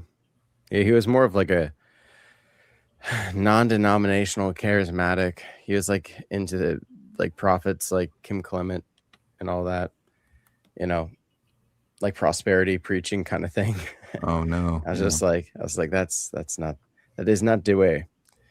But yeah, no, I didn't explain this very well, I guess. But I grew up being a Methodist. But I also went to a lot of other churches, a lot of different Protestant churches. But eventually, I was an atheist for about a year, and then I basically had a dream to write down a book, and I never really wrote anything before, and it made me feel connected to the divine because creativity itself is an attribute of God, and so I felt this connection to God, and I was just like, "There's no way that like I had this idea, and I also had like the talent now to write it down. It came out of nowhere, because I didn't even like to read books. So to me, it felt like a miracle, and I credit it to God. And a teacher was like, "Well, how do you know it's the Christian God?" And I didn't really have a good answer, but I didn't really want to read anything besides Christian stuff. So he said, "Here's a book from Thich Nhat Hanh, Christianity and Buddhism." And it's like, "Oh, this isn't against your religion." And so I read that, and I got really interested in all the other religions. So like in college, that's what I took classes in. Like I had a minor in philosophy, and I took a lot of like world religion classes, and I even like tried different religions on, so to speak. And I was kind of like this universalist, like a very perennial Christian, where I was just like, they all could kind of like be part of the bigger picture. And then I got into occultism. And I did that for about 10 years. And then it was going to the inexhaustible cup icon that turned me to orthodoxy. The occult is different from cults, right? Correct. I'm talking about like magic with a K. Like I was a Rosicrucian, so like I don't want to be that guy, but Christianity believes in magic, doesn't it? No, unless you're talking about maybe the Oriental Orthodox with their Debteras. It's a shot at the Eritrean Orthodox Church. Ah, okay. Yeah. So I guess I just misheard your story at the beginning of the stream. Yeah, but no, Christians aren't allowed to do magic. Yeah, that's probably my fault. We didn't get into your book that much. I actually did want to talk about it, and it was on the list of questions that I sent you for the email. But I'm glad it came up. Yeah. Don't the prophets do magic though, and they're human? No, they're not doing magic. It's completely different. It's miracles working through Splitting the Red Sea. Yeah. Oh, they're miracles. Those are miracles. Hence the difference. So I would like to my second point of conversation. What are both of y'all's theology regarding the age of the earth and the universe as a whole? Well, it's not dogmatic in the Eastern Orthodox Church. There's plenty of people who do believe in a very old earth, and they even believe in evolution, believe it or not. But myself, I'm not really convinced. I'm not super convinced. I think maybe the earth might be younger, and maybe things don't evolve in that way. I don't think one species necessarily can become another species. I think they can adapt, but I don't think they'll become a brand new species. Cross of Christ, just to answer your question, we've had a really great conversation with Daniel from the Burning Bushes channel. I would recommend everyone to check out that channel. It's really fantastic. Cross of Christ, if you want to hop up and ask some questions, you can. We atheist Luke is an atheist, and we kind of opened it up after our overall chat to like talk with people individually, and now we're kind of cycling through everyone who's joined the chat, although atheist Luke is the last person. So if anyone wants to hop up now, they would be the next person after atheist Luke. Normally what we do on Mondays is just kind of an open panel, but I'm kind of liking this format of just cycling through people individually so people can have their individual share of the conversation. But all right, anyways, I didn't mean to interrupt the flow there, but thanks, Judd, for reminding people to like and subscribe. Please also go over to the Burning Bushes channel and subscribe to his channel. It's really fantastic. And I've been on there before, and we've had some really wonderful conversations. And I think it's a great resource, and Daniel's testimony is really powerful. All right, let's keep going. I would like to note that evolution is just adaptation, just over massive periods of time. Yeah, but I just, is there any evidence? I never seen evidence myself anyway, for what it's worth. And I'm not an expert. but like I haven't seen any evidence of like actual species becoming other species, like not in a fossil record. I mean, we have evidence of like dinosaurs becoming birds. Do we? Yes. What's that evidence? I can't name it specifically. I just know we have it. All right, fair enough. Hey, it could be. You know. So my next, I'm not sure. So my next question was: do y'all believe in the universality of the Ten Commandments, or do you believe they only apply to ancient Israel? I think the 10 Commandments were like designed for people who still had a heart of stone. Yeah. And so it was written in stone. And now we have a heart of flesh. And the law of love is like written in our hearts. And so everything in the 10 Commandments. Really beautiful. Oh, well, thank you. You're full of the quotables tonight. Yeah. Glory to Jesus Christ. Yeah. I would just say the 10 Commandments are kind of like implied in the loving God with all of your heart, mind, soul, and body is the first law. And the second commandment is to love others as yourself. And that's not to say like, you know, if you treat yourself badly, you know, it's okay to treat other people badly. It's like you realize that we're all one, you know, and you look at your excess and you realize that belongs to the poor, you know, because So we're all one. About specifically the commandment regarding like idol worship. Okay. Yeah, we agree that still applies because that goes against the first law, which is to love God and God alone with all your heart, body, and soul. I think just to answer the other question in the chat, Daniel, do you want to do Cross of Christ after this? Do you have time for that? Yeah. Okay. All right. So we'll be able to do your questions, Cross of Christ. We'll bring you up. We're kind of bringing people up sequentially. Normally Mondays is an open panel. Today we're just kind of taking it sequentially, which is kind of a nice, more relaxing way to do it in some regards. All right. Well, go ahead. Keep going, Atheist Luke. The next thing I wanted to bring up was Tavo. What is it? Tavo. Yeah. Tavo. But however you implied earlier in the stream that the secularization of society was a bad thing, and I was just wondering why. It's kind of a good thing. Secularization in this case means liberalization. Yeah, I meant it as secularization. That I mean, I understand that you could take the definition of it idiosyncratically. And this is mostly for Daniel to answer questions, but and Dan, you can weigh in on this if you want. My reason for saying this is because there are several large systematic meta-analyses that have shown that regular church attendance is multifactorially with multivariate analysis associated with lower morbidity, lower rates of mortality, higher quality of life, higher psychological well-being. When people deconstruct or leave the church, they actually their psychological welfare goes down, their quality of life goes down, and even some studies have shown that their life expectancy actually becomes shorter. I mean, I know plenty of atheists who say they live better lives as atheists than they did with. Sure. There are definitely atheists out there who say I live a better life. This is what I'm talking about here is sociological trends, and so the systemic multi-analysis. So in other words, when we do the studies and we say who lives longer, it's definitely 100% people who go to church, who attend church regularly.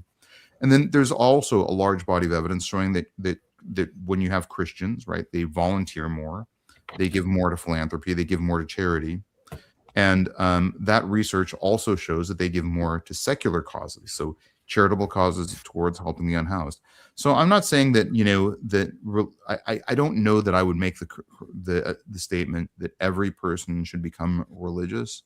I'm just telling people what my experience has been.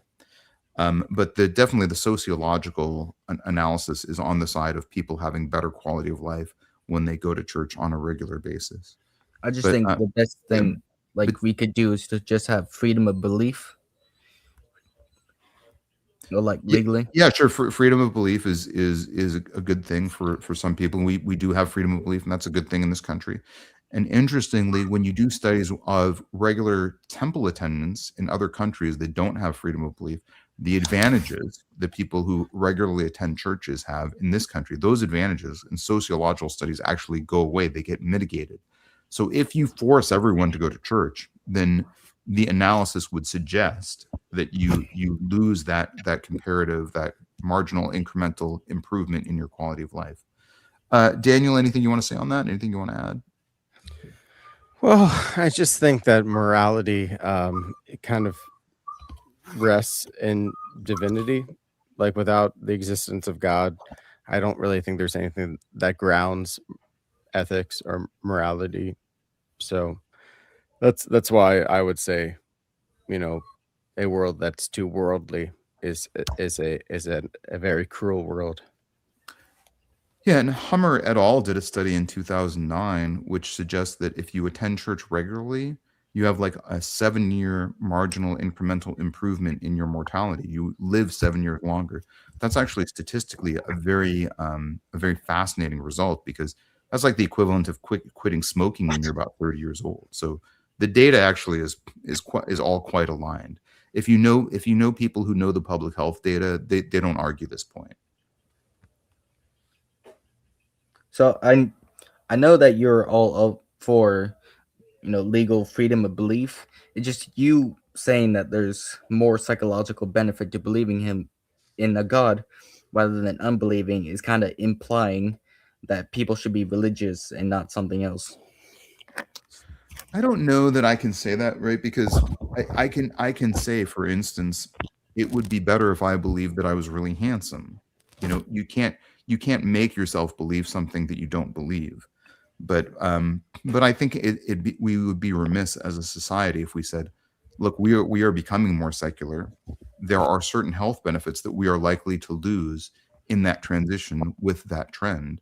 So I think if we don't acknowledge that, then it's flawed. And we should think about things that we could do to mitigate the loss of those benefits. But I don't know that I would say like I talk about my own experiences a lot, and I can talk about the sociological data, but I can't say that like this is what people should believe. And I certainly can't argue that anyone should have a different belief just because something is beneficial, right? That's not the way humans work, right? I can't make you like the taste of salad over the taste of cheeseburgers just because eating salads is better for you and better for the environment. It's not the way humans work. We believe what we believe for whatever idiosyncratic reasons that we have, and that's just the way we are. Okay, so for my last point of conversation, I would like to present to you a very simplistic argument against the existence of God. So if that's okay with y'all, I would like to, present it to you. Sure, go ahead. We cannot know for certain whether or not a God exists. The best we can do is adhere to Occam's razor, which supports an atheistic reality over a theistic reality, as the atheistic reality posits less unnecessary entities than the theistic reality does. Did that make sense? That makes No, sense. I'll okay, Daniel, you take it first. I obviously would say that the second clause is doing a lot of heavy lifting there, but go ahead, Daniel. Oh, my bad. yeah, I think it presupposes like a lot in there that it you're just saying that like, oh, it because it's more simple that there's no God. Like no, it's less simple that there's no God. I think it's much more simple to say that okay, there's creation, and unless you have this infinite regress of contingency, like if you have a laws of cause and effect, there has to be some kind of uncaused cause. There has to be some kind of creator. That's the simplest explanation. Infinite think regress is a real possibility that many like philosophers and scientists are considering. say that again. Your audio is getting all. Yeah, we are losing some of your audio there, Luke. It's like Rice Krispies. Infinite regress is a real possibility being explored by philosophers and as such. What is infinite regression? I don't think that's true. I mean, there's a lot of people considering it. I don't know of anyone who seriously considers infinite regression, but it depends on what context you mean it. Infinite regression is not like an explanation for cosmogony. In other words, we don't say the universe came from infinite regress. We're just saying that like there are many forms of infinite regression, so it's not in and of itself an explanation. So I don't know that any philosopher would say, where did the universe come from? Oh, it came from infinite regression. It just if existence has eternally existed, then it's impossible to posit anything beyond it. Well, that's an argument for epistemic humility, right? What's that? That's an argument for epistemic humility. You're saying we can't conjecture about things that are beyond our own universe. I mean, if something beyond existence exists, then it would inherently be a part of existence. What I'm saying is, if something is extra universal, then we shouldn't consider it and make conjectures about it, is what you're saying. That's an argument for epistemic humility. Let me go back to your initial statement. The second clause of your statement is Occam's razor shows, etc., and the rest of it. So that's not like a settled statement. It's not like anyone says, "Oh, Occam's razor has shown that a theistic interpretation is more complicated and requires more entities." No one's shown that, right? No one's ever shown that Occam's razor favors atheism unequivocally. I mean, atheism posits less entities than theism. No, and it does not. It does not. And no physicist who knows some of the issues that we have, which are the conundrums of cosmogony, would make that argument. The best argument that physicists have of where the universe came from is either from a multiverse, which means that there are different universes in space, right? Which posits many, many more universes, right? If you have an infinite number of universes, that's not a more parsimonious explanation. And definitionally, that's a violation of Occam's razor, right? Now, the other main contender for where the universe came from is an ekpyrotic theory, right? That's things like brain theory, which comes from, string theory and loop quantum gravity. But if we look at those explanations that are ekpyrotic, which are cyclical, then that's basically saying there's multiple universes that exist, and they're separated by time rather than space. So again, you're sort of left with infinite universes to explain the universe that we have. Now, here's the reason why that's a less parsimonious explanation.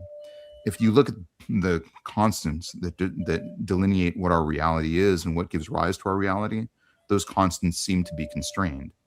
Now, no one has posited that there's any kind of mechanism why those constants are constrained, right? So the best mechanism that people have is that those constants float around, that they're freely movable, that there's degrees of freedom for each constant. But if that's the case, then there would be universes, or at least potential universes, reflected in each of those permutations of the different variables. Except there's cosmological explanations for existence other than the multiverse theory. What are some of those explanations? It's mostly multiverses, or constrainment, or an ekpyrotic theory. Well, I don't know the exact models, but I do know there's variety in this.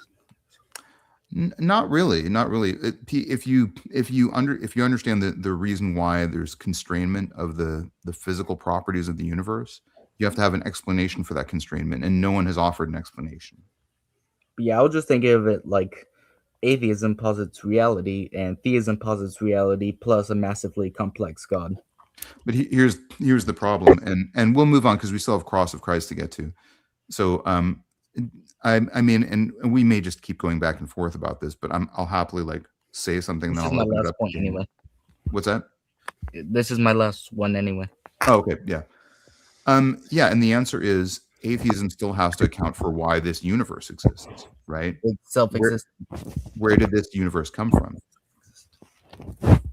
Well, it's logically impossible for nothing in the philosophical sense of the word to exist, so something can only exist.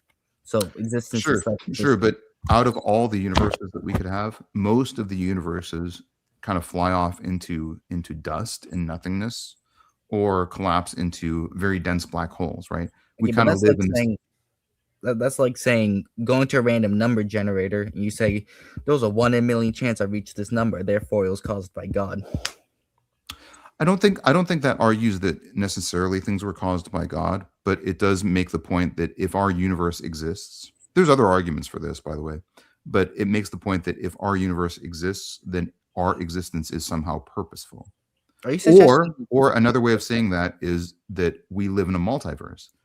And I'm saying if that's what you believe, that's okay, but that is not a more parsimonious explanation. You ever heard the concept of quantum immortality?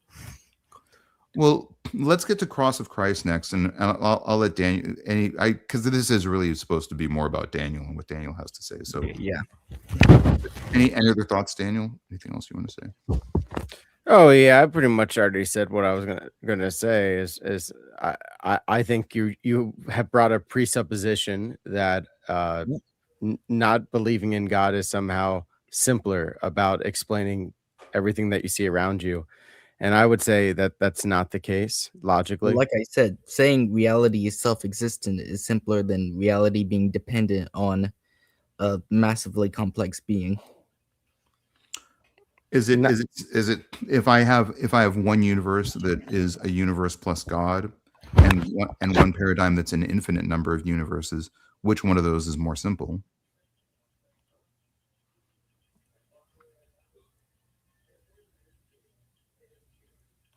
I guess you can make an argument that you can consider the multiverse to be a single entity. Well, but then you're defining simplicity in a very specific way to favor your argument. If you're saying that infinite universes is simple and we should favor the most simple explanation, then yeah, but the problem is infinite universes just doesn't seem very simple. By the way, were you making the fine-tuning argument earlier? I couldn't tell. Yeah, well, partially. Well, let's keep going because I want to get to Cross of Christ and I want to respect Daniel's time also. Oh, wait, I just we're want at to 2 say hours. for the last thing. What's that? Go ahead. Just wanted to finish. I was responding to the fine-tuning argument. Even if we were even if the universe had a different set of laws, who's to say that other kinds of life could exist under those laws? You don't know for certain. Right. That's true. Again, I don't want to keep going back and forth, but again, if the laws of if the constants of the universe were changed very slightly, we would not have a universe that looks the way it does. So we know that those universes would not be favorable to life. But Atheist Luke, I would encourage you to come back anytime and ask these questions. I always live stream every Monday at 5 p.m. All right, we'll do. Yeah. But I appreciate it. These are good questions, and I hope you come back sometime. Okay. And I owe you a response to your email as well. Oh, well, I think we lost him. All right, well, that's okay. Well, let's bring up Cross of Christ, and then we'll wrap up with Daniel, and hopefully he's. Can you hear me? Is it loud enough? Yeah, I can hear you, Cross of Christ. While we're waiting for Daniel to come back, just quick note. Judd Bowen says, thanks, Judd, for being the moderator during this chat. Hit the like button. Don't forget to subscribe. Again, I would encourage that as well. On day 3, just is a great channel. Just recommend that you all get to know each other at some point. All right, go ahead, Cross of Christ. You're on with Daniel. And I Am Batman came up, but I think we'll probably close the chat after this one. I wanted to address the Occam's razor thing you said. Oh, sure. That'd be fine. I mean, the Occam's razor, the simplest answer is that God exists. It is the simplest explanation. 100%, right? It's super easy. You don't need to think about it. It's like just, there's a creation. Okay, someone made it. Like that's really. Whereas evolution and quantum universes is extremely complicated. And also, if you're in the atheistic position of like Occam's razor, right, where you take the gamble of, well, there's either a God or there's not. So, like, it's like a Russian roulette. Like, if there's a God, you've got a chance at eternal life. And if there isn't, you've got no hope at all. And I find to side with the no God theory is like playing Russian roulette with a loaded gun, like a fully loaded gun. That's what it is to me. You will lose 100%. Because if God does exist, and you've rebelled against it the entire time, you lose, right? Like, so for me, the Occam's razor logical step is there is a God and find out what he wants. I think you're talking about Pascal's wager right now. Or maybe I've conflated the two, but sorry. No, yeah, no, no. you're right. Pascal's wager is also applicable. I think it's a good point. Yeah. Because they both Yeah. go through the simplest answer is often the correct one, isn't it? Right?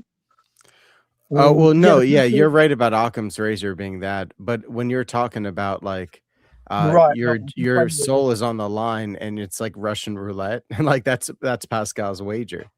Right. That's what I see. Yeah, to me, that's what I see atheism as Pascal's wager, where you always lose. Like there's no possibility of winning at all if you bet on atheists. You know, Yeah, like you yeah. at least got a chance if you bet on God. And so the logical step from just logically bet on God. That's my rant on that. Yeah. Sorry. Yeah. What do you think of that? I'm not a very scholarly man. I'm sorry. I think it's a good point. Yeah, but let's. Do you have any questions for Daniel? And then we'll probably wrap up fairly shortly after that. I don't know what his position is. What's going on because I joined late. Oh, Daniel. Anything you want to say in wrap up, Dan? Yeah. So basically, I came on here just like explaining how I came to Eastern Orthodoxy. I was a former alcoholic and occultist. I was raised a Methodist, but I, explored other Protestant church theologies. Then I explored a bunch of different religions, and then a bunch of different like occult groups. Like it was more than just the Golden Dawn. It was other things too, like chaos magic and stuff. You like Theosophy and all that. Theosophy, you said? Salema? Thelema. Yeah, I mean, I was aware of it. I never joined any of their orders because those people are crazy. But I'm very aware that I was aware of it.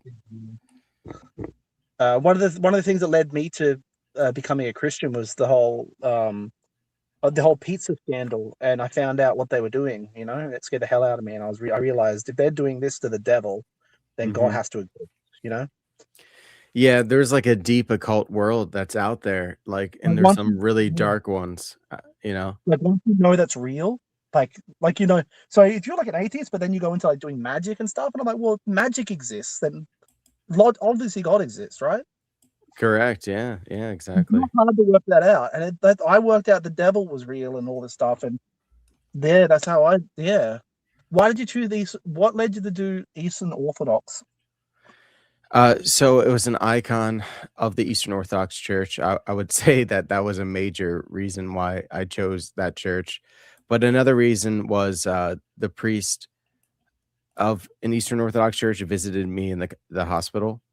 And when I went to Protestant churches, they all discounted my testimony.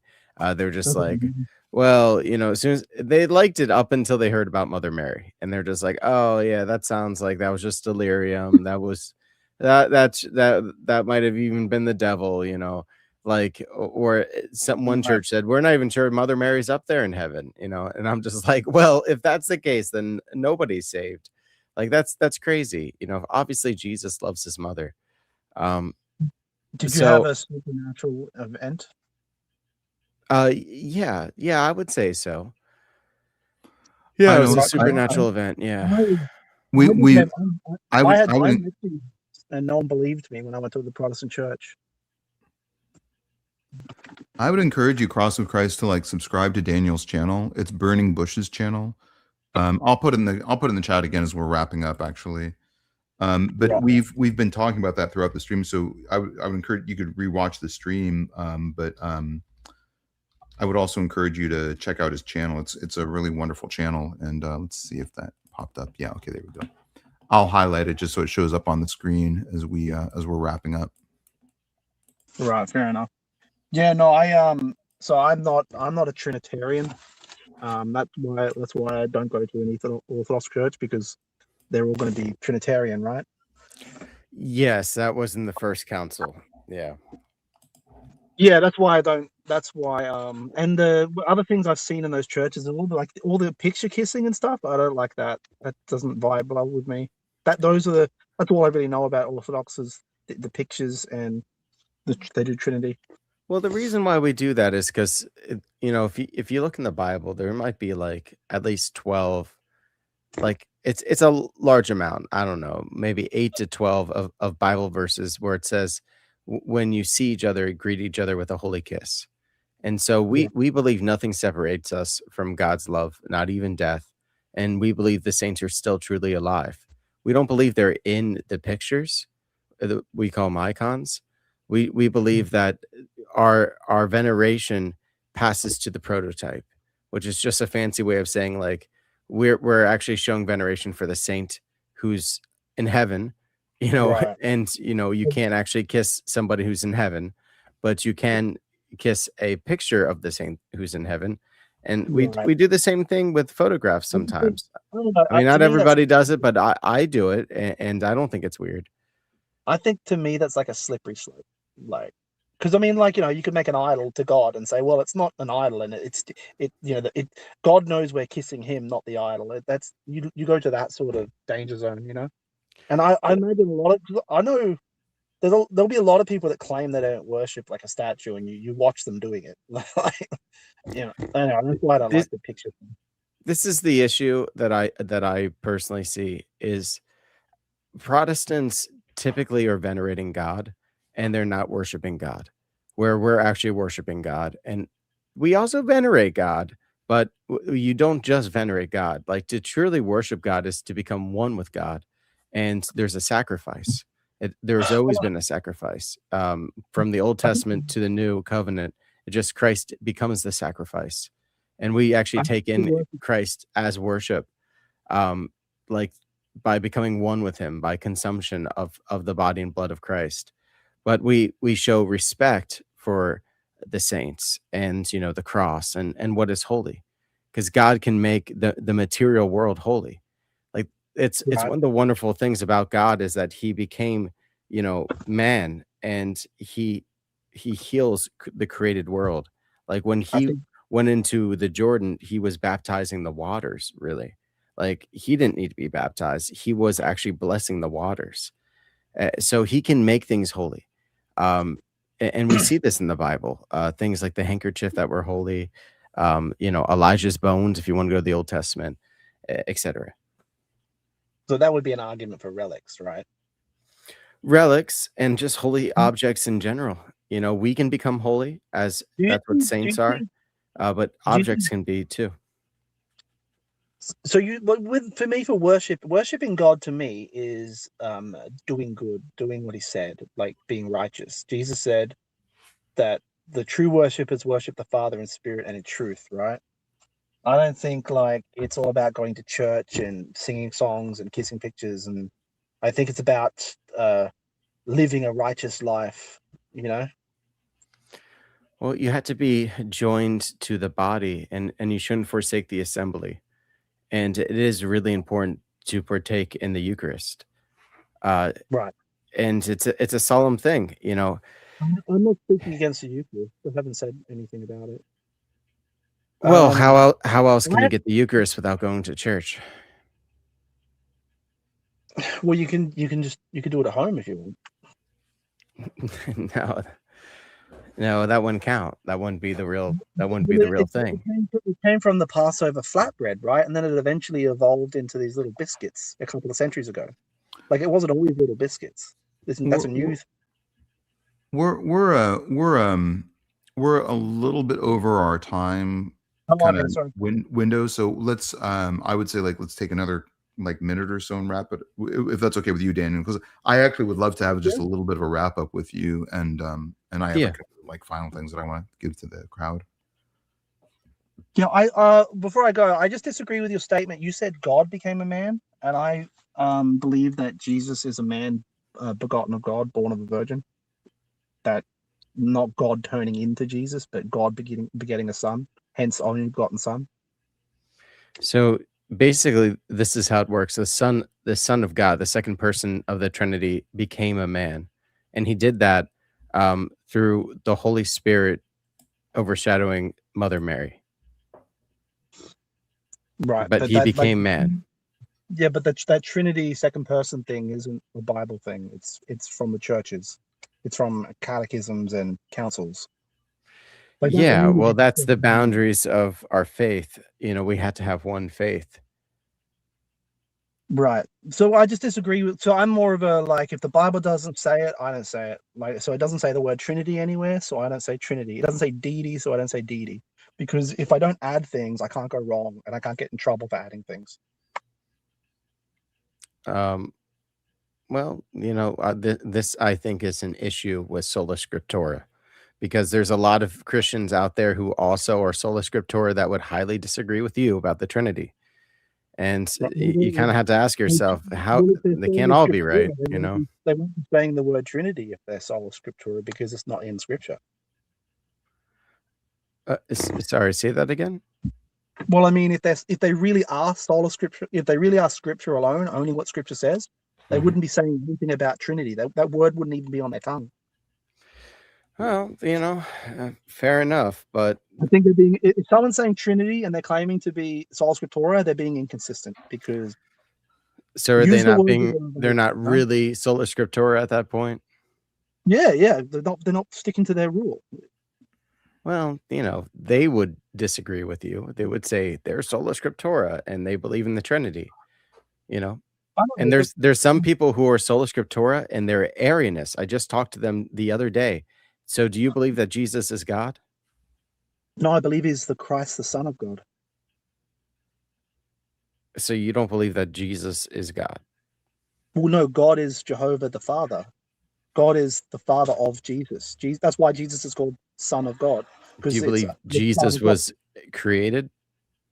Well, he's born of the Virgin Mary, a virgin birth miracle. So you would be an Arian. I didn't realize that because I was going to use that as an example. But no, you are an Arian. Arians believe in pre-existent, like before. They don't believe in the virgin birth. I do believe in the virgin birth. Arians believe in the virgin birth. No, they believe Jesus was already alive as a son way before he was ever born.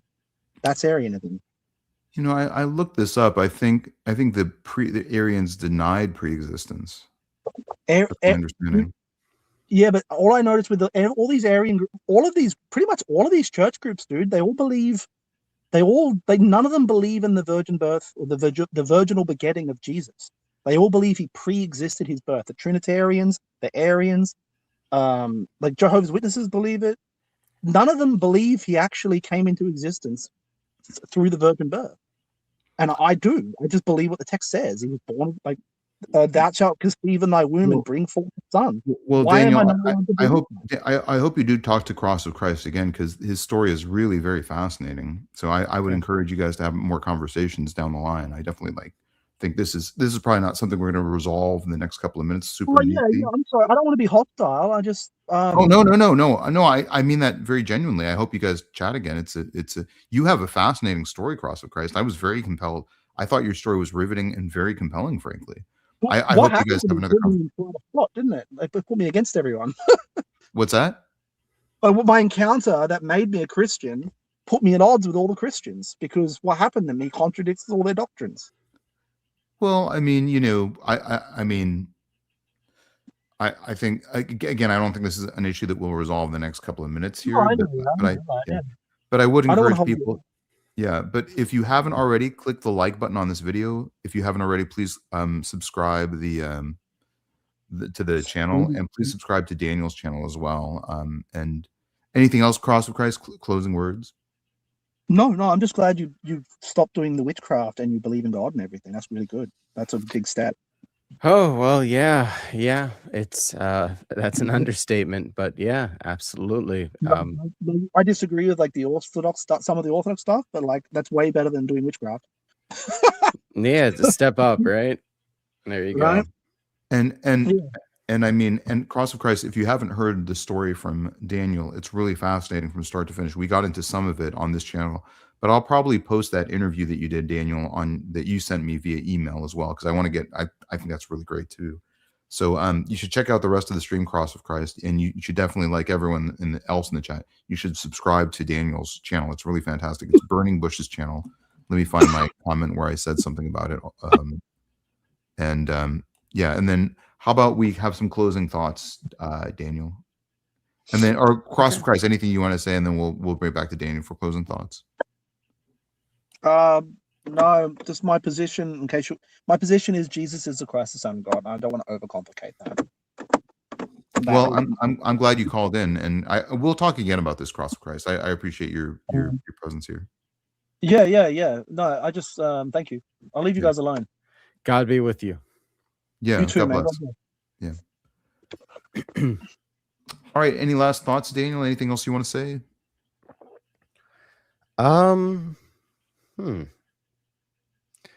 I would say basically to come and see an Eastern Orthodox church, just because I feel like in a lot of ways I'm very different than how most people come to the church. I have this very like strange experience, and I feel compelled to repeat it to people and to tell people, because what it means to me is that if God loved me in that state and I was in a really bad place, like I was a bad person, and I basically was spitting at God's gifts, and destroying myself. I was 300 pounds, I was killing myself with my choices and saying heresy and not treating people well. And God still loved me. So I know he loves everybody. And I ended up coming into a church that has a 2,000-year tradition, this history, where if I would have known that back when I was a Methodist, like I never would have looked at Buddhism and all these other religions, which I found to be like kind of, almost superficial, especially Methodism. You ever notice that there's never been a Methodist that gets super excited about being a Methodist? Like nobody walks into the room and is like, "Hey, I'm a Methodist," My phone thinks you're asking my phone about Methodism, so I apologize. It started answering your question. Well, it's got to hear everything. Yeah, for our own good, it needs to listen to everything we say. Did people like my chat on your channel about the CTF argument? Did people like that? Did you get any feedback after that? Yeah, I think so. I think people really liked it. And it was interesting on my part. I thought you were a Catholic. I must have got that confused. Maybe because I'm a godfather, but there was this one guy who I can't remember, but he came on the channel and he was like, "You're an I can't remember what he called me, but some sort of Old Testament literalist." And he was like, "You're trying to bring back the sacrifice of animals." And I was like, "What? I'm a vegetarian. What are you talking about?" So people, I don't know where he's nice. Oh, it was Random Catholic, who's a really great guy, and I'm actually quite fond of him. But he didn't, when he first met me, he thought I was trying to bring back like the Jewish covenant of like animal sacrifice for sin forgiveness. And I was like, when did I say anything remotely like that? But it's fine. I mean, but I've really been very moved by the things that you've said here. And I'm really moved by your story. And I hope that this is like a nice introduction for people on my channel, but I hope they subscribe to your channel. And I also hope that that people will like come to your channel and check out your videos to continue the discussion. You can't wrap up any discussion on any theological issue in 2 hours. It's just not possible, right? It takes a lifetime of journeying and studying. And so I hope this is not the start of our this is not like the start of our collaboration. I hope it's the beginning of a long and fruitful relationship that our channels will have with each other. I can't tell you like how much I've really, really enjoyed getting to know your testimony, your story, your music, getting to know you as an artist. And I hope that journey continues, and on my end, it definitely will. I really want to thank all the people who have chimed in today in the chat. It has been a really fascinating. The comments have really ranged in some very, very interesting ways. I haven't even looked. Should I? No, you should not. I'll give you this summary afterwards, Daniel, because it's been really interesting. But I'm really glad that you all have been here. I'm really especially glad for the people who chimed in. And I'm especially glad to the people who've gone over to the Burning Bushes channel and hit that subscribe button. It's a really fantastic channel, and you know, God bless you all for like being part of the story. For this has been a fantastic conversation on my end, and getting to know you has been really, really enriching. On Day 3 says excellent show, and I hope he gets to speak with. I hope I get to speak with you one day, and I hope that you guys communicate with each other as well. My next video is going to be on Objective Ethics channel, and Objective Ethics I think just got here and chatted, so I hope we get to chat on Objective Ethics. Judd Bowen says, don't forget to hit the like button, subscribe on your way out. I would definitely endorse that, and subscribe also to Daniel's channel. It's just Burning Bushes channel, so youtube.com/@Burning Bushes channel. It's really easy to find, and I'll be posting links to it on my socials as well. So all right, well, I'll turn it over to Daniel for any final words, but I've just been really glad to be here and be a great. It's been a great conversation, and all right, thanks everybody. Have a great night, and good to see you all.